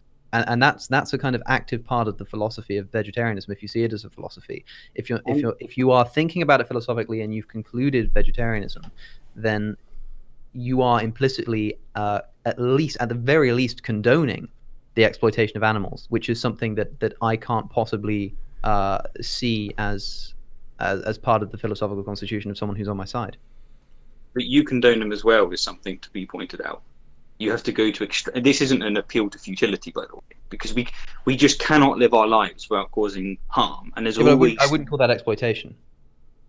So what you wouldn't say, for example, buying certain vegetables rather than others, not considering whether or not certain pesticides are used. You've drawn the line where it no longer matters at that point. Or... Wait, I'm confused. Also, I thought Alex, are you a utilitarian, or is there some other consideration there? Because when you talked about exploitation, like, is that cashed out in utilitarian language, or is that a deontological thing? That everything that I say, as far as I'm aware, is a derivative ultimately of utilitarianism. Okay, just curious. I have some deontology. So the reason, when it comes to, like, I'm trying to make a distinction between harming animals and actively exploiting animals, or you might rather say the unnecessary harm of animals. So that's an unhelpful term because necessity is hard to define, but you probably see the point I'm making. It's not, you can't avoid harming animals, but you can avoid you can minimize it to the best extent practicable. You can get rid of exploitation if we're careful about how we define exploitation, while still harming animals in the sense because it's all about the maximization of pleasure still. And again, it's the maximization of my own pleasure. So I don't think that's an inconsistency. What about you, Richard? If I may ask, am I your ally? I think I kind of have the same sort of opinion as Isaac, where I don't think I'd categorically say that like you're my enemy or you're my ally. I would say that like if you are going to just land on vegetarianism and think that's something that it's okay for you to just do throughout the rest of your life, I definitely say you're not my ally there. Like we have some definite like fundamental differences in principles. So. Like, yeah, you should actually watch my last video I uploaded where I called out a vegetarian woman who was also an intersectionalist social justice warrior. Yeah. Oh, we need to talk about that too. Sorry, pardon? I'm not quite social justice, but I will definitely check it out. I know. Well, we all know you're an anti-trans right activist, right? Fuck, man, this stuff's I've done another video. Look, Steve, again. It's a joke for the record, everybody. Apply the same thing to human beings. If you are an abolitionist in the 18th century, am I your ally if I'm advocating a position that says I'm not going to own a slave, but I'm going to exploit their labor? To me, that's not a position that I would want to advocate. I wouldn't say, yeah, man, come and join my cause. Like I'd say, no, let's get this straight first. So I understand with the definition of ally. I would say yes. People like that can be allies. I think Can we define ally? I didn't mean to interrupt. No, it's you, man. But can we just define what we even mean by that? I think that's perhaps the question at play here, and ultimately, yes, it really is going to come down to that. Because as you've all mentioned, a vegetarian is somebody who is fighting the same fight as you, but they don't go all the way. And where they don't go all the way, it's not just like. It's not small, it's not subtle. The difference between vegetarian and veganism is paying people to rape cows, to rape sentient beings. So, in that sense, the position that I hold, although that's perhaps the wrong way to put it, the position that I practice is grotesquely immoral in that sense. So I can understand what you were saying, for example, Richard, and all of you actually, in the sense that you cannot consider me an ally to that extent. That I agree with. But one thing I find interesting is to what as a vegetarian, I'm hated by both sides. So the meat eaters hate me because they think I'm morally superior. I have all the same issues as the vegans. In fact, I often get called a vegan because a lot of people don't know what it is and they think, where do you get your protein from, or all of this stuff, and it's like, come on, man. High tier arguments, yeah. Yeah, but I also get it from vegans as well. And a lot of vegans think I'm worse. Which is one of the reasons it was interesting to us. I think that's just an ideological thing of people. Like, the vegans, it's very frustrating to talk to someone who knows what's going on to an extent that they're actually motivated, but for some reason they're not fully motivated. I can understand where a vegan's coming from, but when we actually try to talk about what makes someone worse or better, and we look at, like, the effect on utility, I mean, I think it's going to be hard to say that you're actually worse if you're reducing. What I'm inclined to do with allyship... Oh, sorry. All I was going to say is just... with allyship, the way I guess I'm inclined to think of it is maybe like take the total stack of propositions about like animal rights and like what percentage of them do we have the same attitude about, like if we were to label them true false, like how many of them do we have the same labeling for? And I mean, with you, it's going to be the majority. So like there's a sense of allyship if we use that definition by which you'd be an ally, like over the 50% mark. But it just has to be emphasized, which, like, Alex emphasized it well. I think, there is still a very, like, meaningful moral chasm there, even if we use a definition of allyship by which you're, like, an ally. Yeah, no, I think what's interesting, because I've been thinking about this in preparation for this call, I've been thinking off it for quite a while, is essentially a question of why aren't I vegan? And it comes down, it seems, to... I think it's the same for everyone. You have this priority order of different values that you hold. And the difficulty is when your priorities come in conflict, because one of them will win, essentially. And for me, it wins in places where it doesn't win for you. And what's interesting here, I find, is that philosophically, morally, we're on the same kind of on the same side. So essentially, maybe you could say that philosophically, I'm an ally.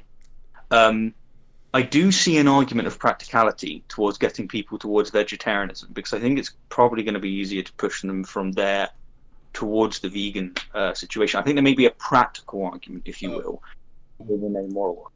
I disagree with that. Yeah, that's going to turn into a different kind of discussion. That's going to turn into like an empirical discussion about what like mode of advocacy is most effective, which ironically was one of the questions. I showed you guys my list of things to talk about, which we did not even remotely make our way into, which is kind of funny. But yeah, like that, we can go down that road if we want. But the thing that's I think I want to push on is just why you aren't vegan. Like, let's just grant for a second, yeah, you have to advocate reducitarianism, all that. It still doesn't get me to why you're not vegan. So I want to ask you the question that everyone wants me to ask. So if I ask you to name the trait, what is the answer that you provide between a holocaust of animals and a holocaust of humans for milk and eggs? If you can give me the trait as raw as possible, so I can make sure I answer it. So, yep, let's say we have the animal holocaust as it is right now, whatever portion of that you're supporting as a vegetarian, so like the rape of the cows, the theft of their children, their eventual murder, the murder of the baby chicks at birth, like all of that kind of stuff, right? Replace those animals with humans. I'm sure you would evaluate that to be morally wrong, and you'd say that it's a moral obligation, as far as you're concerned, to not support that, right? This is where the interesting thing comes in, because I know where you're going, of course, with the trait. I don't think the trait's in the sentient being that's being mistreated. I think the trait's in me. I think it comes down to the value thing. So I find vegetarianism to be incredibly convenient, incredibly easy. I don't feel all of the anxiety and pressures of going out with people and having to be the vegan. I can just eat veggie meals and no one really notices. I think what it will come down to is the name the trait. I don't have an answer for it in that strict sense, but I think the trait's more to do with me, in the sense that I think that I'm putting values ahead of it. But what I will say is that I highly suspect that I'll go for fully vegan not too long from now, because I understand the process that I've taken to go to pescatarian and into vegetarian. Can I okay, so I want to make sure first that the question is framed right. So just to be clear, right now, obviously, as a vegetarian, you're not persuaded that it's really like a moral obligation to not buy that milk and those eggs and stuff. But if we were to say those are humans instead of animals, would you say that you have moral obligation, or would you not say that you have more? Because I can only name the trait if it's different between the two cases, right? I would say I don't believe in moral obligation.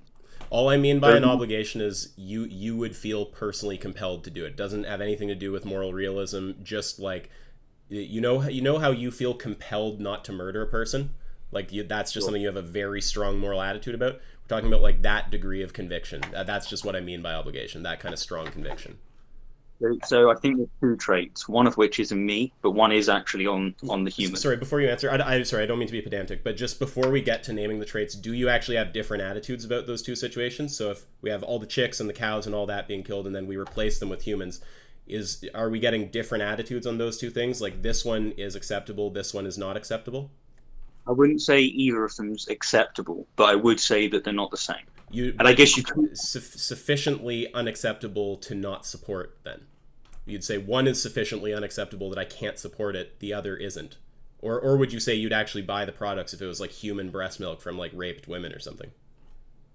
Yeah, no, I understand what you're saying. So the first thing to say is that when it comes down to my own happiness, which we were saying is an axiom, it is the case that because I've evolved with humans, because I'm human, I have much more stress and anxiety dealing with it happening to another human. So what I'm saying, this isn't a moral argument. This is just this is the way I'm psychologically wired. I get a lot more discomfort. It's literally the same as racism. It's species. There is that component to it. I'm not as concerned by it because I've evolved to be in this state where my well-being isn't affected as much by other mammals, say, than my own. That's the first thing I would say. That's kind of, I do want to hear the second. That's kind of a bit of a descriptive answer. So I'm just taking you to be saying that you do in fact have different attitudes towards those two situations. Now you're trying to name the trait, and the first bit is about this different attitude. So the point there is... Sorry to cut you guys off. I do have to get going now. But okay. yeah. Okay, nope. All right, but fine. yeah, Any take care. closing Thanks things? for doing this and everything. It's good talking to you. All right, well, I guess we probably should wrap up pretty soon, but you want to hash this for a few more minutes and then call it? Sure, I'm up for that. You cool with that, Alex? Hell yes. Oh, okay. Well, yeah, we'll go as long as you guys are interested. So let's talk through this. So, okay, the first thing, it sounded like a descriptive answer, right? Like, are you saying that if you had like a different feeling about killing humans, like if you were just raised a bit differently and you were kind of apathetic about it, would you actually look at yourself in that possible world and go, my actions are fine there? Or would you think you're still doing something like fucked up by buying those products?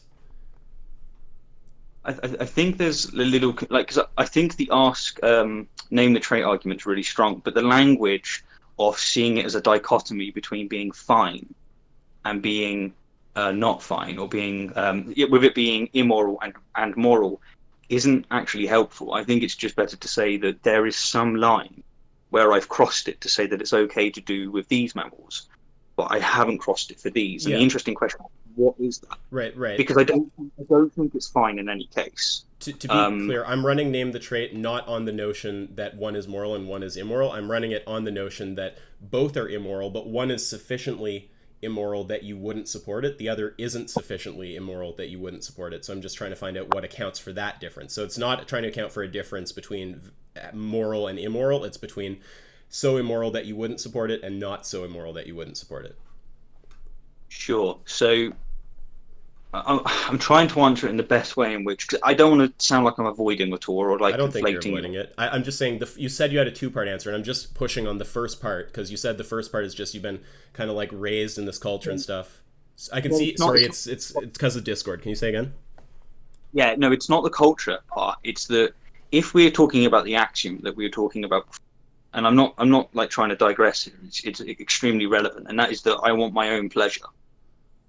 I've evolved in this world to have a much more adverse reaction to seeing my own species in anguish than I have a species that's actually very close. So would you say that, for example, if you see a child being beaten versus, say, a pig, both of which will cause you a lot of anxiety, a lot of distress, but at least you can appreciate for most, maybe it's not the same for yourself, for most, they all have a lot more of a negative impact caused by. So that is a trait not named on the species, not named about the two propositions that you gave, but it's named about me as an individual. And if we're talking about morality coming from that axiom, that is one reason in which I don't put them on the same plane. That's just one reason. The other one. Well, we'll get into the other. There's two things about that. So if all you're saying is like that it's about your attitude of like, in one case I'm just motivated to care enough and in the other I'm not, that's like the kind of thing you're saying. It's about how motivated you are, how much you personally care. It's more that if I'm in pursuit of my own happiness, and it just is the case that I have, say, 5 distress from watching from what I know about a cow being hurt, and I have 500 stress from watching a human, even if it's completely making no sense, it's just the way I'm wired, it's just the way I'm evolved, that would make sense as to why I don't put them in the same category. It's not logically consistent, so I'm not giving you a logically consistent answer in that sense. I'm just giving you a reason as to why that would map on. So the problem is that the way that what you're saying is hitting me is it doesn't sound like you're naming the trait. It sounds like you're reiterating the fact that I'm asking you to name the trait with respect to. So it sounds like all you're telling me is I have a different psychological attitude about those two things. In one case, it's strong enough to motivate action, in the other, it isn't. And I'm asking what accounts for that. So if you were to reply by just stating that would just be reasserting the same thing that we're asking for the account for. So I don't think that that is actually an answer to name the trait, unless I'm misunderstanding. It's possible I'm misunderstanding. No, you're right. In this way, I'm saying that it's your question is framed in such a way as to not get to the essence of what you're actually asking. So if you say, what trait is it between proposition A and proposition B, and actually the trait that's making me not act in the same way is in proposition C, it's in me. By saying that, I am avoiding your question, in the sense I'm saying you're asking me what's different between A and B, and I'm saying the difference is in me. It's grounded. That thing, so that I'm not thing on. within you. Yeah. Sorry, I'm just observing. I feel like you were slightly talking past each other. Maybe that I see what you're saying, Steve. Like you're saying the trait is kind of within you, but that C within you is contingent upon your perception of a difference between the two things. Right. The reason why you have that. The reason why you have that different perception. I think is you're because saying you perceive them somehow as differently. I think and you're we're saying what is the difference you perceive. Right. I think you're okay. Correct me if I'm wrong. I think you're actually saying the same thing as me, if I'm hearing you correctly, Alex. So is what you're saying that what he's providing is actually not an answer, because he's not telling us what accounts for that difference in perspective about the value of the two beings. He's just telling us that he has that difference in perspective. So he's just reasserting the fact that we're asking him to name the trait with respect to. He's not actually naming the trait. Yeah, I agree, but I think we should be clear to Grant, to you, Steve, that I recognize that the reason you see them differently is because of something within yourself. But we're saying, why is it that your psychological constitution sees them differently? Why is that your constitution, right? So as you were just saying, Isaac, yes, I am not giving you an answer to your question. Your answer is, what's the difference between A and B to justify, P, whatever you want to call it? And my answer is, I don't have an answer that revolves around that. What I can do to shed light on that question, is important to put that down. I don't have an answer if the question is strictly formed that way. Because the reason why I treat this is the first answer I have, by the way, I've got another one.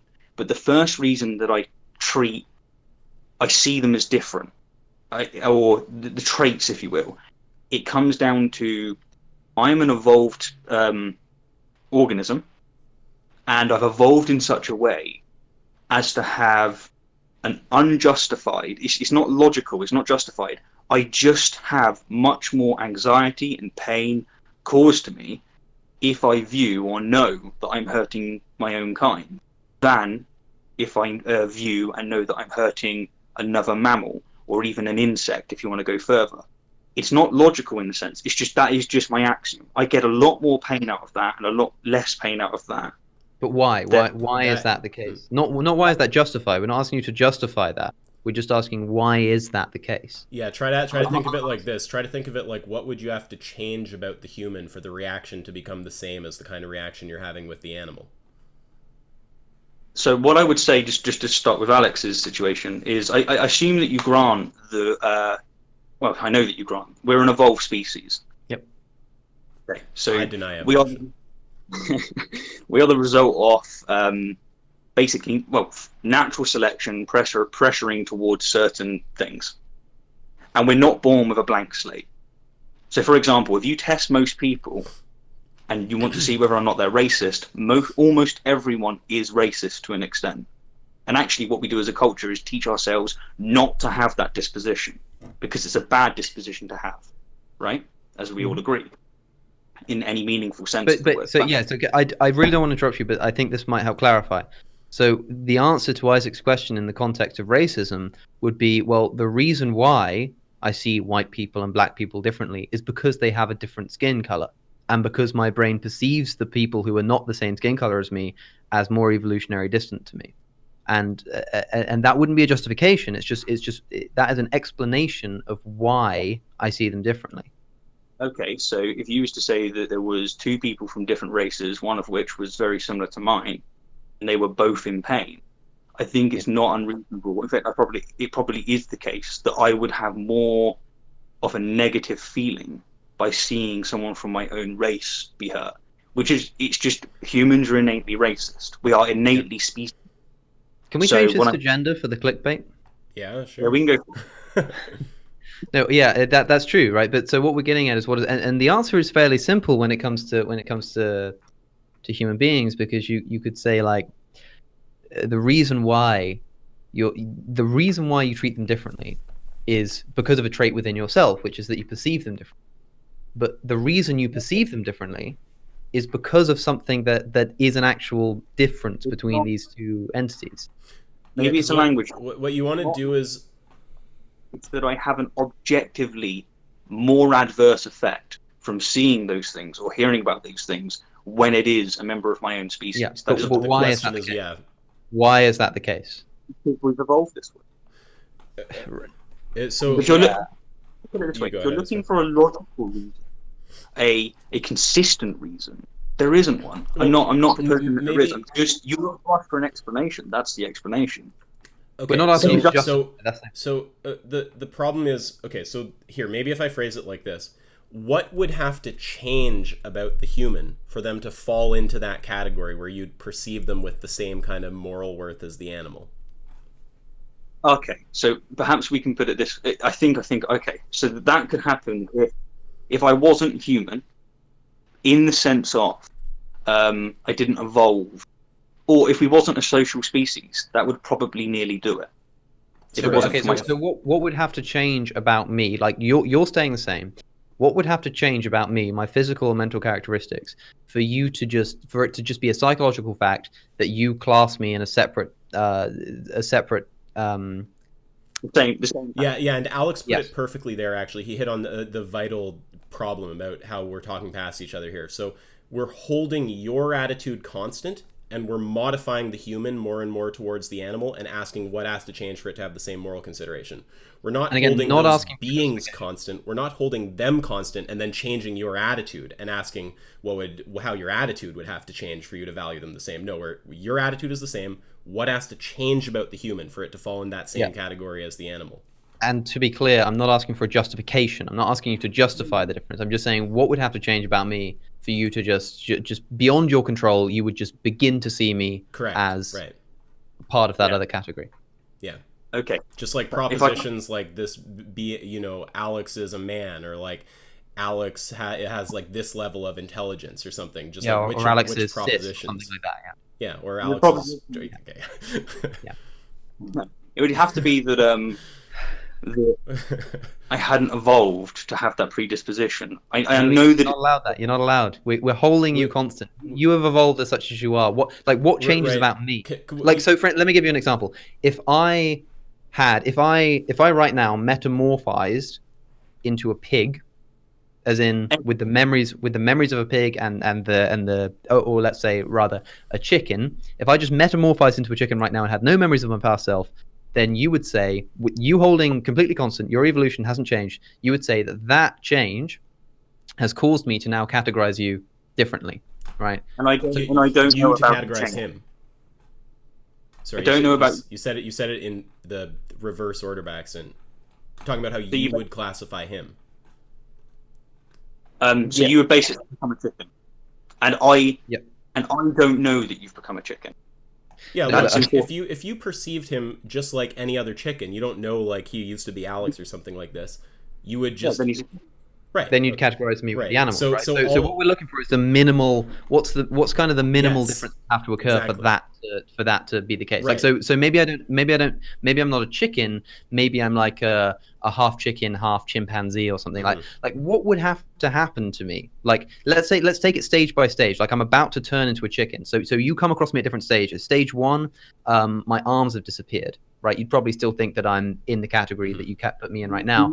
But then if my legs get shorter, if I grow a beak, like at what stage are we kind of? What is it? What would be the sufficient step? By the end, you have like a chicken releasing like atheist content on YouTube, and that's like the last trait to equalize. It's been a while. I've been metamorphosed. We were talking about the sand analogy, and you rightfully said, I don't know where that line is, but we know it's probably. That's not going to save you, though, because with the sand, we can still go, at this point, it's clearly a mountain before it hitting the literal final stage of the transformation. You don't need to pinpoint the exact flip over point. We're just roughly looking for where you start going, I don't know that thing has moral value. I think that either one, I'm doing a very bad job of conveying my view here, and I think that's perhaps likely. Or two, you're both doing a bad job of hearing me here, Or because 3, when you flip the camera, we're you were all, replaced with an impersonator.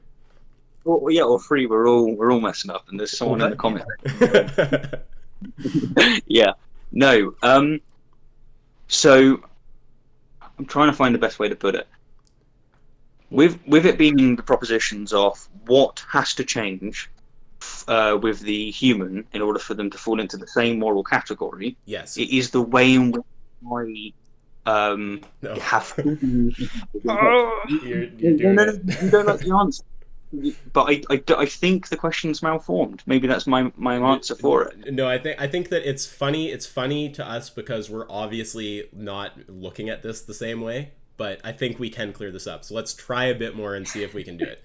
So the distinction is we're holding you constant and we're changing the human to become more like the animal. We're not holding that constant and changing you. So your attitude is all the same. So any answer that's like my attitude would have to change. We're saying no, like right now your attitude says chicken okay to pay for the eggs of, human not okay to pay for the eggs of, humans don't lay eggs, whatever, you get the idea.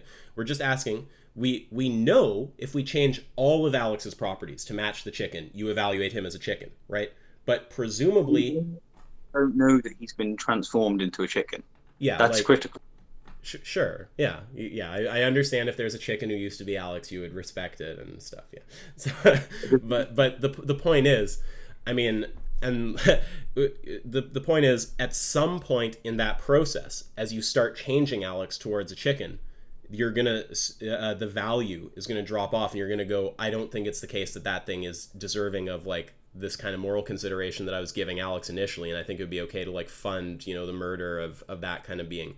We're just asking where that is. And one reply you gave was to point out, like, kind of like with the sororities, or what is it, sororities, I don't know how to say it, whatever, with those kind of paradoxes of like heap to mountain, or like whatever, you don't know exactly where the point is where it becomes a heap or a mountain, and that's fine. You don't have to give us the exact threshold down to the molecule or something like this.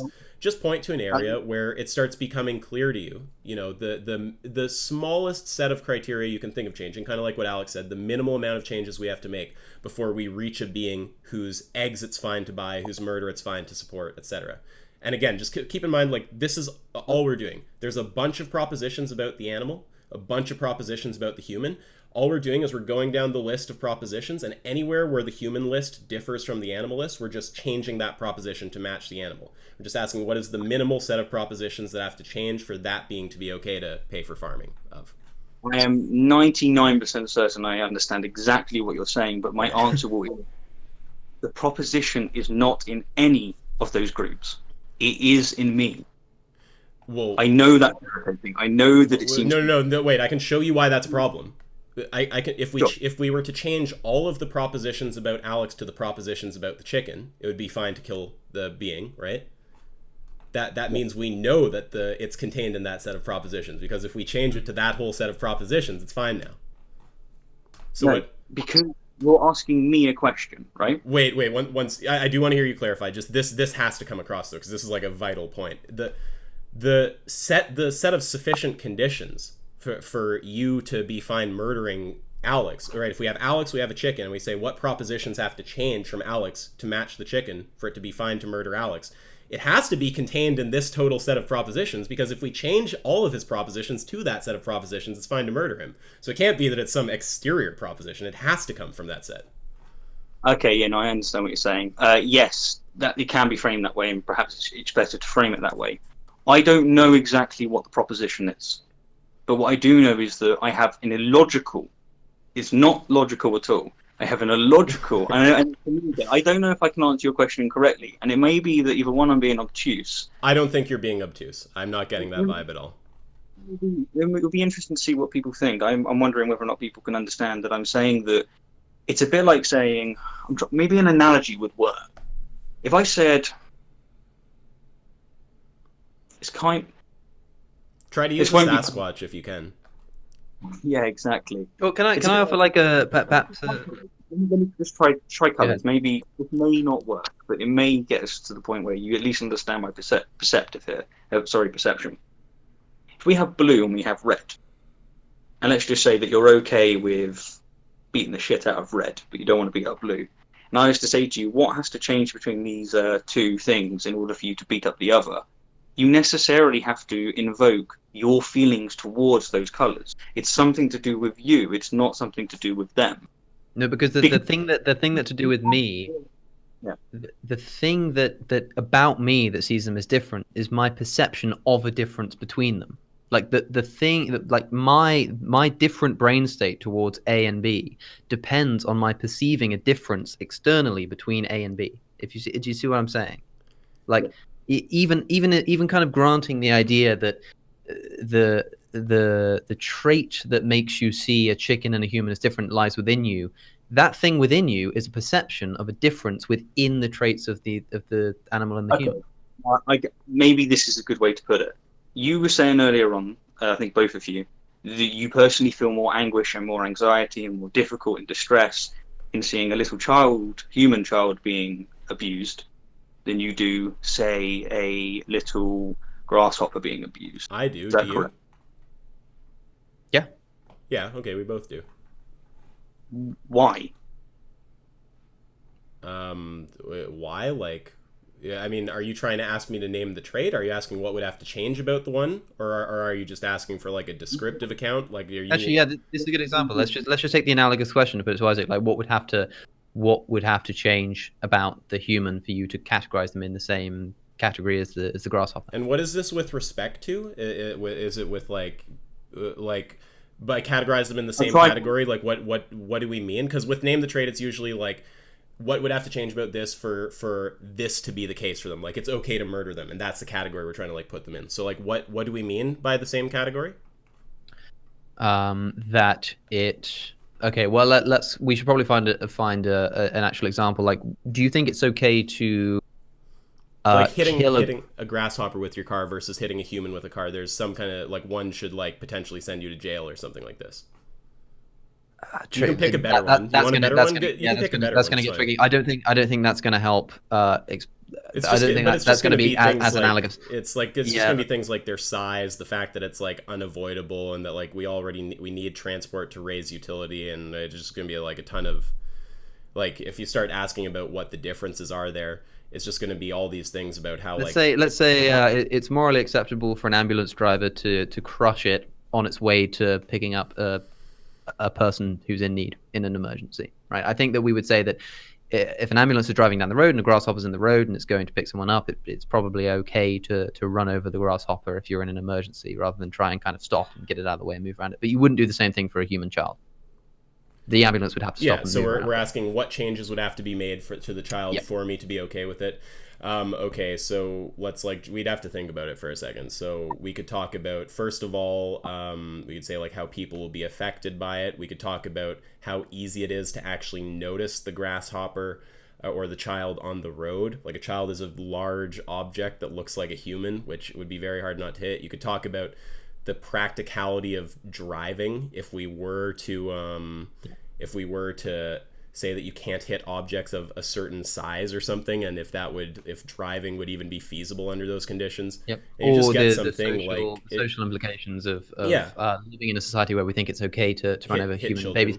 So the thing is, like, these are examples of things. Stephen, these aren't justifying the killing of the grasshopper versus the human. It's just an explanation of what the difference is, what is accounting for the different and we're not giving like a perfect technical answer here, but the rough thing is, like, once you modify the human baby into a being that, like, first of all, killing it's not gonna create some like chaos across society. It's also small and very difficult to avoid hitting.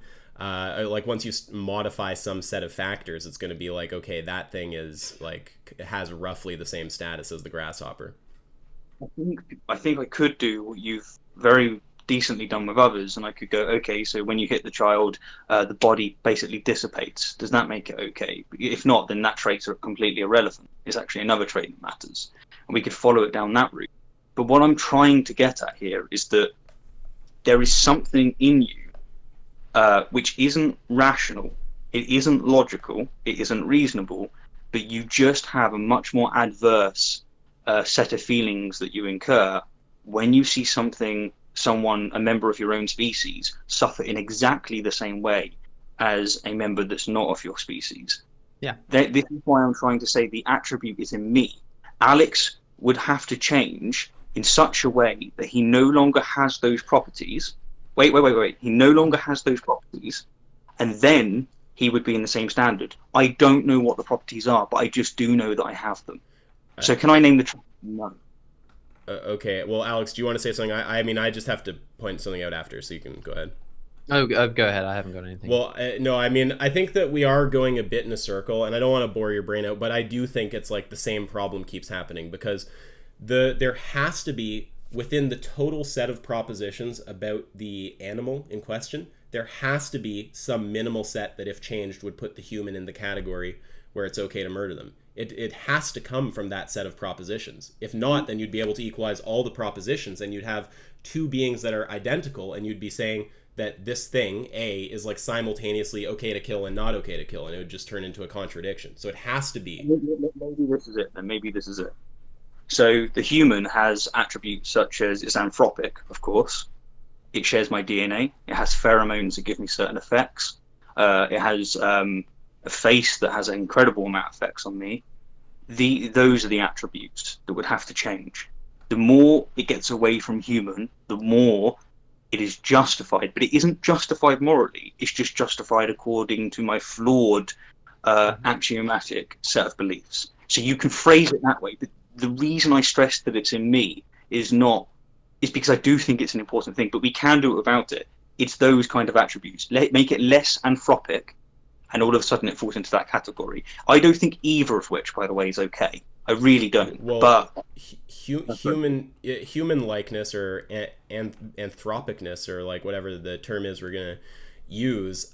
First of all, like if we're looking at like human and animal and we're equalizing one to the other, it's kind of vague when it stops becoming human. Like, is something that has a human-like intellect but no physical resemblance to a human, like, does that still count as a human?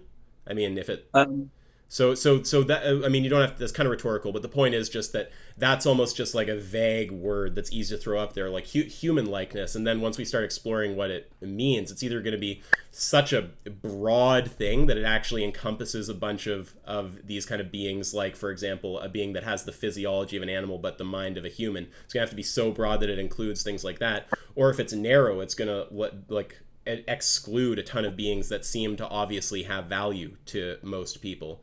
So I think we can do that with, for example, the attribute which you said about when you hit the little girl, how big is she, or how much is left? Okay, I think we can. Let's try with the ones that you put forward. So what did you say? You said. No, but what I'm saying is quite critical to get clear. I think we can do this with what I'm saying, but I think we can also do it with what you were saying there. And I think the ultimate question is, we're going to get into a vicinity, into an area where we don't really know and nothing's really justified. But I think it's equally so of what we were speaking about previously with the child. Well, I don't think so. I think that we can deliver some kind of answer with the child. Like, if you ask, what is the attribute pardon me? of the child? What is the exact attribute, the trait that the child has that makes it so that it's not in the same category? What's the exact one? I think it's probably a little set of things, but I think the important ones are probably like the effect on society, the size of the being and how practical that is to avoid while driving, probably the sentience level also. Like, I think if there's...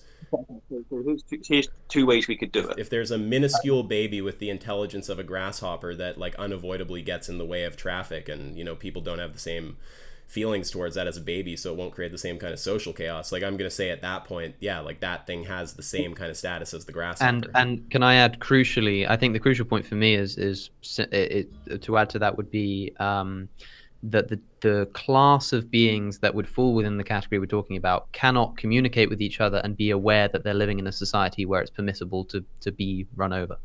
I think that's important. Yeah. Like, if the grasshoppers could talk to each other and could talk to you and become aware, like, hold on, we're living in a society right now that would justify running us over. I'm not very happy about that, and they're all like scared as hell and anxious, and then I think we might say, actually, yeah, we should probably not run over the grasshoppers. So is that saying that the attribute's consciousness? And with Isaac's example, for example, you could say, what if that child, one, when they were here, let's just say that they vanish, and two, it doesn't affect society. Is it then okay? It's not consciousness. It's like I'm just trying to think what's consistent for me. So, for instance, with the chicken and the human being, for me, a category bridge would be something like if the chicken could speak English and communicate its feelings, and that would apply to both the chicken example and the grasshopper example. In both those cases, I wouldn't want to kill either of them. So if you find a human that cannot communicate, and what was the other trait you said? One cannot communicate and Cannot. Yeah. Well, no, that was just one that I was adding on to Isaac's list. Yeah, like, I mean, Yeah. look, I mean, I don't know if this list is completely perfect, but I'm pretty happy with it. It seems roughly fine to me. So how avoidable they are when you're driving, the impact on the rest of society who, like, loves that being, cares about them, their fear of their kid getting hit, all that kind of stuff. And then their sentience level, that, you know, I think that's pretty good right there. Like, that seems pretty reasonable. If there's a miniature baby that can, like, fly into the way of your car that's disabled, like, you can't communicate with it or anything like this, and it's not going to cause, like, societal, like, chaos to, like, run them over, like, it's going to have the same status as a grasshopper. So that list seems satisfying to me. Does that not seem satisfying to either of you guys? not really. You Well, see, then that seems like it might be a challenge. Maybe this challenge is better put to you than us, because I think that's a satisfying answer. If you don't think so, maybe you have a view where we shouldn't be driving. Well, no. What I'm saying is, obliquely, is that I find the name the trait to be an incredibly powerful argument, but it also suffers from this level of tediousness, in the sense that you can actually keep pushing things to try and find the exact trait or collection of traits that matter. Because what you do so well is you say to someone, and what the argument does so well is you say, what is the trait? And they give it to you, and you go, okay, I'm going to take that trait, I'm going to change something else about that scenario. And then you ask the same question. You realize that actually things become a little bit topsy-turvy. Why don't you show me the reductio on the position that I just gave? So I think the sentience is the strongest part. So if you have the child and you said, for example, how big she is, that was one of the traits that you named. Yeah, this is a whole set, though. You need all of it. It's not one or the other. It's the whole set has to be changed here. So what you need to do, if you're going to show me that my sufficient conditions here for the baby having roughly the same status as the grasshopper, you know, with respect to being run over, is wrong, what you're going to have to do is take a situation where all of those characteristics are in play, and then show how, for a human, right, all of those traits, they're like less size, less sentience, all this, and then show some kind of reductio on that position, show that that leads to some conclusion I'm not going to like. But I don't know, and I'm not currently aware of one. If there is one, do, you know, feel free to point it out. But Yeah, I've given a pretty satisfactory answer. Yeah, no, well, to me, I think that the sentience is pretty much the be-all and end-all, because you could take the traits off slowly. It would take time, and as you do with others, where you would say, okay, well, let's just say that the child is very, very small, and we can have this case where it's not going to cause an issue in the sense of it being small. And it's as ubiquitous as a grasshopper. It'll just... Oh, sorry. Well, then when you say, is this okay? And the person says, no, it's still not okay. You go, well, that's an irrelevant attribute.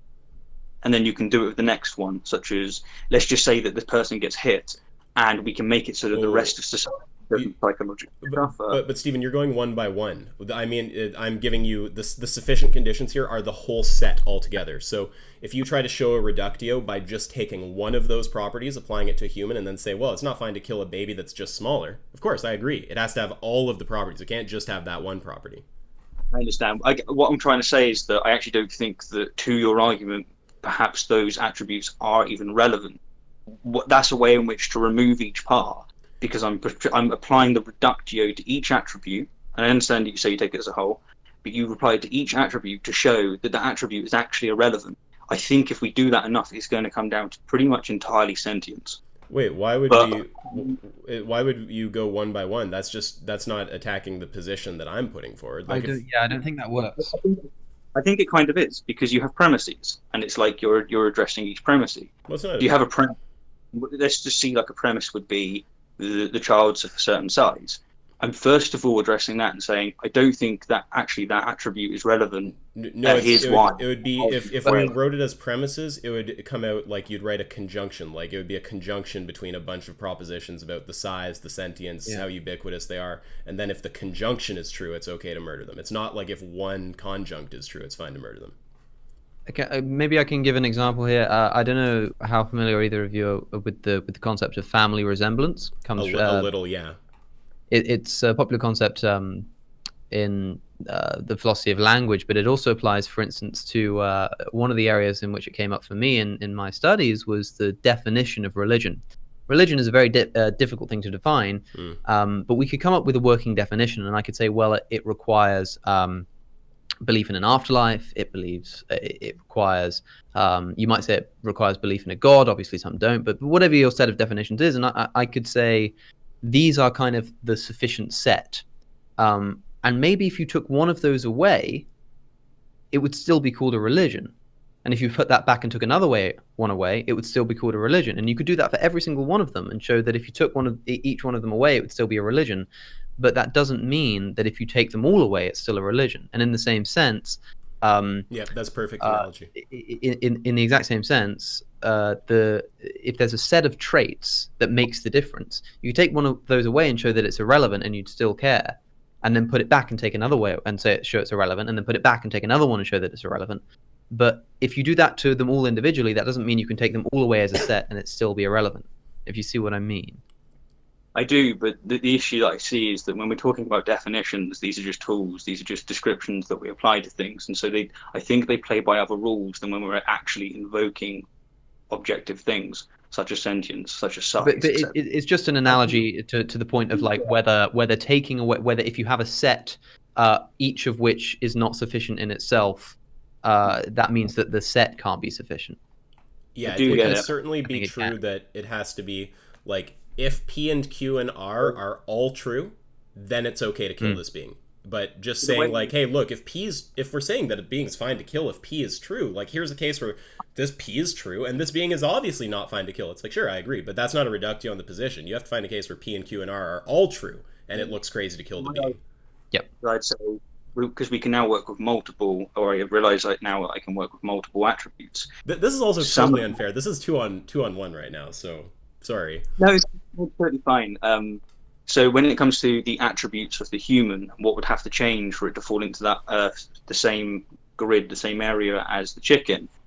They will be traits that are anthropic. I know it's not a great word, but it will be things such as that a bit though. Wait. I think we can make it easier. We could probably. This might be really unhelpful. Let me just make a suggestion. Okay. Because Steve, you're a vegetarian but not a vegan. So instead of talking about the difference between a human and a chicken, let's just talk about the difference between a broiler chicken and a layer chicken. I do actually think that sticking with what we're working with is good for two reasons. One, because it's a greater contrast, and so it's easier to spot out where the differences are.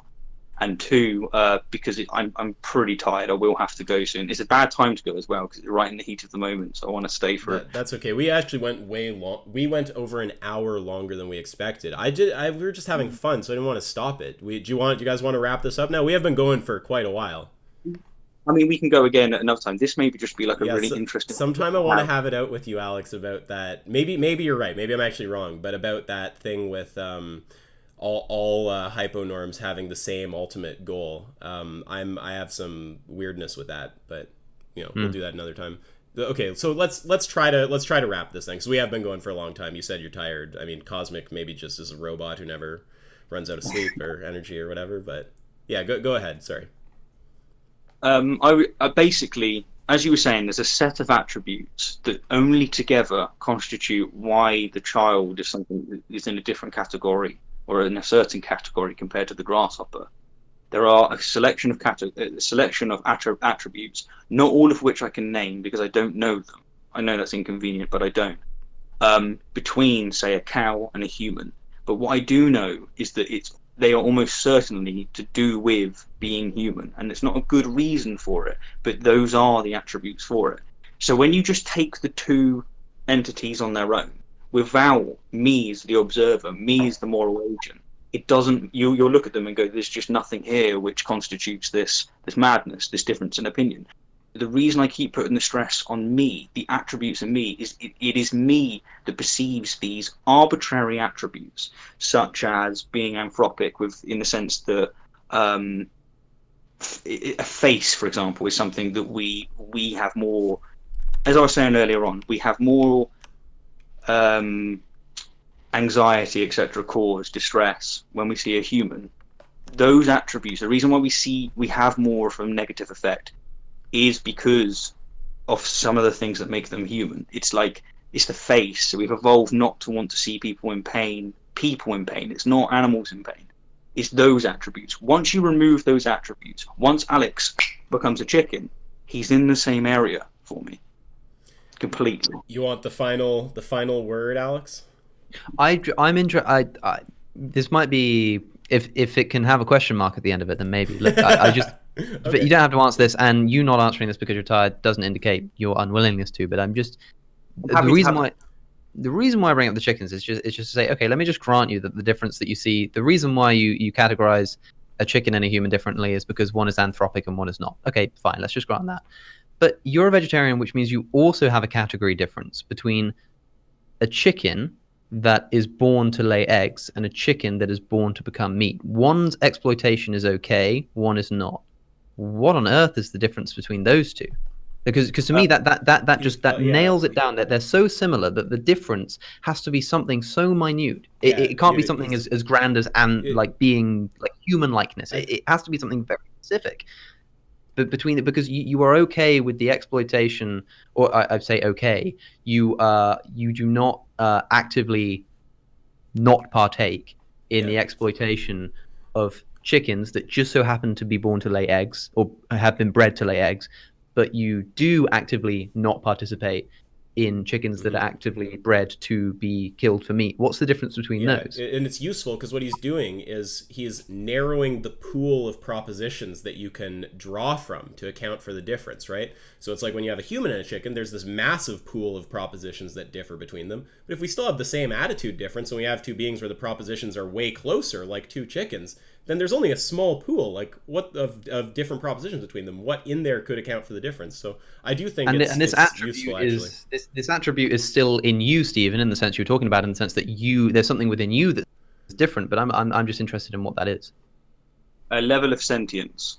But they're both chickens. They're both chickens, and they can both feel the same. Unless you want to take the controversial position that egg chickens are less sentient than meat chickens. I also I shouldn't have interrupted you. Sorry, Stephen. I don't think that's what you were saying. No, no. What I'm saying, and I don't think that's the case, is if you buy a chicken to eat, you have paid for one whole chicken to be brought up and killed. I got it. I'm so sorry. But you're against buying a pack of meat of the chicken, not a whole. You're not only against buying whole roast chickens, are you? Surely you're also against buying part of the chicken.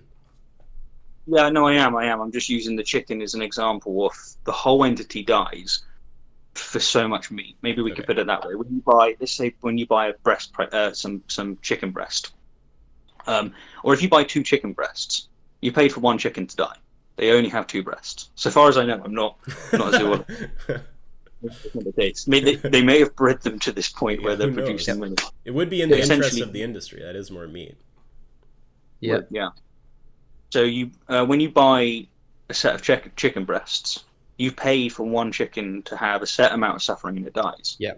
When you buy a set of eggs, I am almost certain, in fact I am certain, the industry chickens produce more than 12 eggs. So you haven't paid for the entire eradication of one whole chicken. That's a great point. Again, sorry, I don't mean to interrupt you. It's just I know you want to go to bed, and I really want to press you on this. You can't go to bed. Answer the questions. If you care about sentience, then think about it. Like, yeah, when you buy an egg, that is accountable for less of a chicken's effort or property or whatever you want to call it than buying a piece of chicken meat is. But if you care about sentience, you would rather be the chicken that is slaughtered for meat than the chicken that is kept alive and continually exploited in order to keep producing eggs and then probably sold for meat as well. Like, I don't think so, because when you buy chickens that have been eaten for meat, The males are normally killed immediately, as Richard was saying earlier on, which is No, terrible. that's a confusion. Only for layers. That's a confusion. Two types: layer chickens, meat chickens. It's the baby male layers that are killed at birth because they're useless. They don't grow enough meat to be raised for meat, and they don't lay eggs, so they can't be raised for eggs. Male meat chickens are not killed that early. They're still killed when they're young, but it's not like immediately or anything. So is it not the case that We'd because be I thought eating it was chicks if that were the case. well, what I had in my mind, perhaps I'm wrong on this, is that chickens are really utilized in the industry. So what will happen is they're used to produce eggs, and when their time is done, that is when a lot of them are sold as meat. Egg chickens, yeah, they'll burn them out on eggs, and then once their egg output drops below the point where it would be cheaper to just get another bird to start producing eggs, then yeah, they're just gonna sell that off, make it into meat. Yeah. So when you eat the meat, you've also paid for all of that prior. No, because a lot of the chicken meat because the chicken meat that you buy, it's not the chickens are bred specifically not to lay eggs, just to be eaten as meat. Like they're puffed up, they're injected with things that make them go absolutely crazy. They soak up a lot of water, and that's what you're eating. I'm not sure about whether layers are ultimately sold to the slaughterhouse. Maybe they are, but that's not accounting for the majority of the chicken you're eating. If you're eating chicken, then at least in the vast majority of cases, you're eating chicken that was grown specifically to be eaten as meat and never grew any and never laid any eggs at all. Yeah, I shouldn't really even have made a statement of that because I don't actually know what is industry standard to do with those birds. But the point is, you just have. I'm actually not sure that the layers do end up actually being sold as meat. I'm not sure that's the case. What I can tell you is that they're certainly not kept around to be, paid for the housing and food of. Yeah. It's like when they've stopped producing eggs, they're usually killed at that point. It's not you're not going to keep those birds around. And I think that it's very common to sell them for meat, but I don't actually have a source on that, so we'll leave it in the air. If only we had a way to look it up. Yeah, well, who knows? Well, I think all right, anyway. For one, and I think it depends on probably a number of things. But if you're buying it from me, I'm pretty sure I spoke to someone recently actually that sells chickens, who, funny enough, was saying that it's immoral. Who breeds them, I should say. Yeah. And he said that the entire lifespan of them, the ones that he had, was something like 40 days. That's the whole thing. And they're produced for meat. And he was saying, if that's the case, then if you're buying the meat ones, also they lived a lot less time. That is a factor, one of the many attributes that we can consider in one of the properties that will fit into that grid of set of properties that change it. So if I don't know if we're doing the chicken to chicken or human to chicken example, but we're gonna say if like a human lived for like just like 40 days or something, it'd be fine to like murder them and eat like roast baby. Or maybe it's more helpful to go the other way. Are you talking chicken to chicken? Yeah, let's stay with the chickens. Let's say that if egg chickens were kept alive, egg layers are kept alive then long. it's fine to murder them, or it's not. I have to think about that. But what I do want to say, Isaac, is what you did there is exactly what I did with the girl. Oh, sorry. As I said, and it's okay because it's like, no, it's the collection of properties. Okay, sorry, my bad then. I didn't realize that. I thought it was the one. That's exactly the thing I was getting at. Go on. No, you got me. I give you that point. I didn't realize that it's a big list. All right, I know you want to go, so maybe we should call it here. Oh, sorry, pardon me? Man, what happens is every time you talk, you're so quiet, and then when we all stop talking, it boosts you up. That's why it's hard to hear. It's really weird. Yeah, sorry. It's your phone. It's your blue screen of death. Sorry, what did you say? If only exactly. Quite irritating. I have to say it again. No, I just wanted to say thank you. Two things. The first is that, just to make clear to everyone, I'm on board with veganism as a moral philosophy. If I'm not your ally, I totally get it. Absolutely do. Maybe I will completely be so in the future. Maybe I'll go there. I think I probably will. And the second thing is just thanks for the conversation. I've been a fan of you for quite a while, Isaac. I think you first noticed it in my 100k Q&A where someone asked me about veganism, and I mentioned Name the Trait. Just so that you do know, I did get that from you. The reason I didn't actually, I hadn't remembered where I got it from. I just thought that was one of the best arguments I had heard. So Well, I thank you. I appreciate all of that. And I mean, name the trade is part of like, it's like there's a whole family of arguments that are a lot like that. There's like Singer's marginal cases, and it even dates back to Porphyry, the Greek philosopher, who said if we care about all humans, we're going to have to care about animals capable of sensation or something like that. But anyway, yeah, I love your content too, dude. It's good to talk to you. This is a long time in the making, and if we ever want to do it again, I'm very happy to. And I should also say, I'll give you a Discord link. In there we have plant-based doctors. They have their own channel, the medical channel. Any kind of questions you have in there, you can ask. There's the Help Me Go Vegan channel. People will help you out. So if you need any help at all, that's the resource. We can help you with absolutely anything you need. Yeah, no problem. It's great talking. Yeah. Absolutely. Bye. Well, you both too. Bye, Alex. No. So...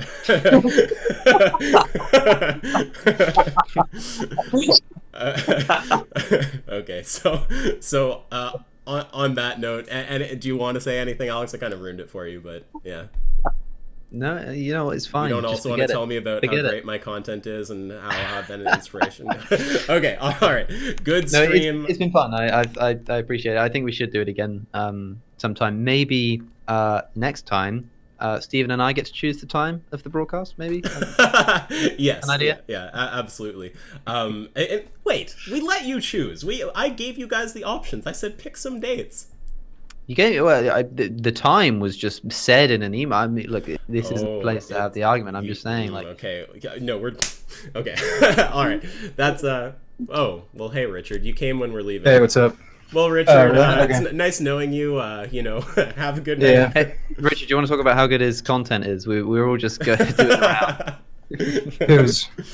Isaac's. Yeah, Oh, yeah, it's I pretty mean, good. Yeah. Compliment me some more. I appreciate it. In fact, you guys can actually have your audiences write me compliments. I have my DMs open on Insta, on Twitter. And just send me whatever they want. If they want to send like photos of the happiness that I've brought them or something, like if they want to write essays, all of it's good. Okay, this is enough. This is not even a funny joke if people anymore. want to write essays about the sadness that that Stephen has brought to lay a Yeah, chicken. to sentient beings the world round. Yeah, you can direct those to Rationality Rules. Okay, all right. It's good talking with all you guys. Yeah, where can people find you? So they can send you hate mail. Yeah, direct all your hate mail, Steve. Okay.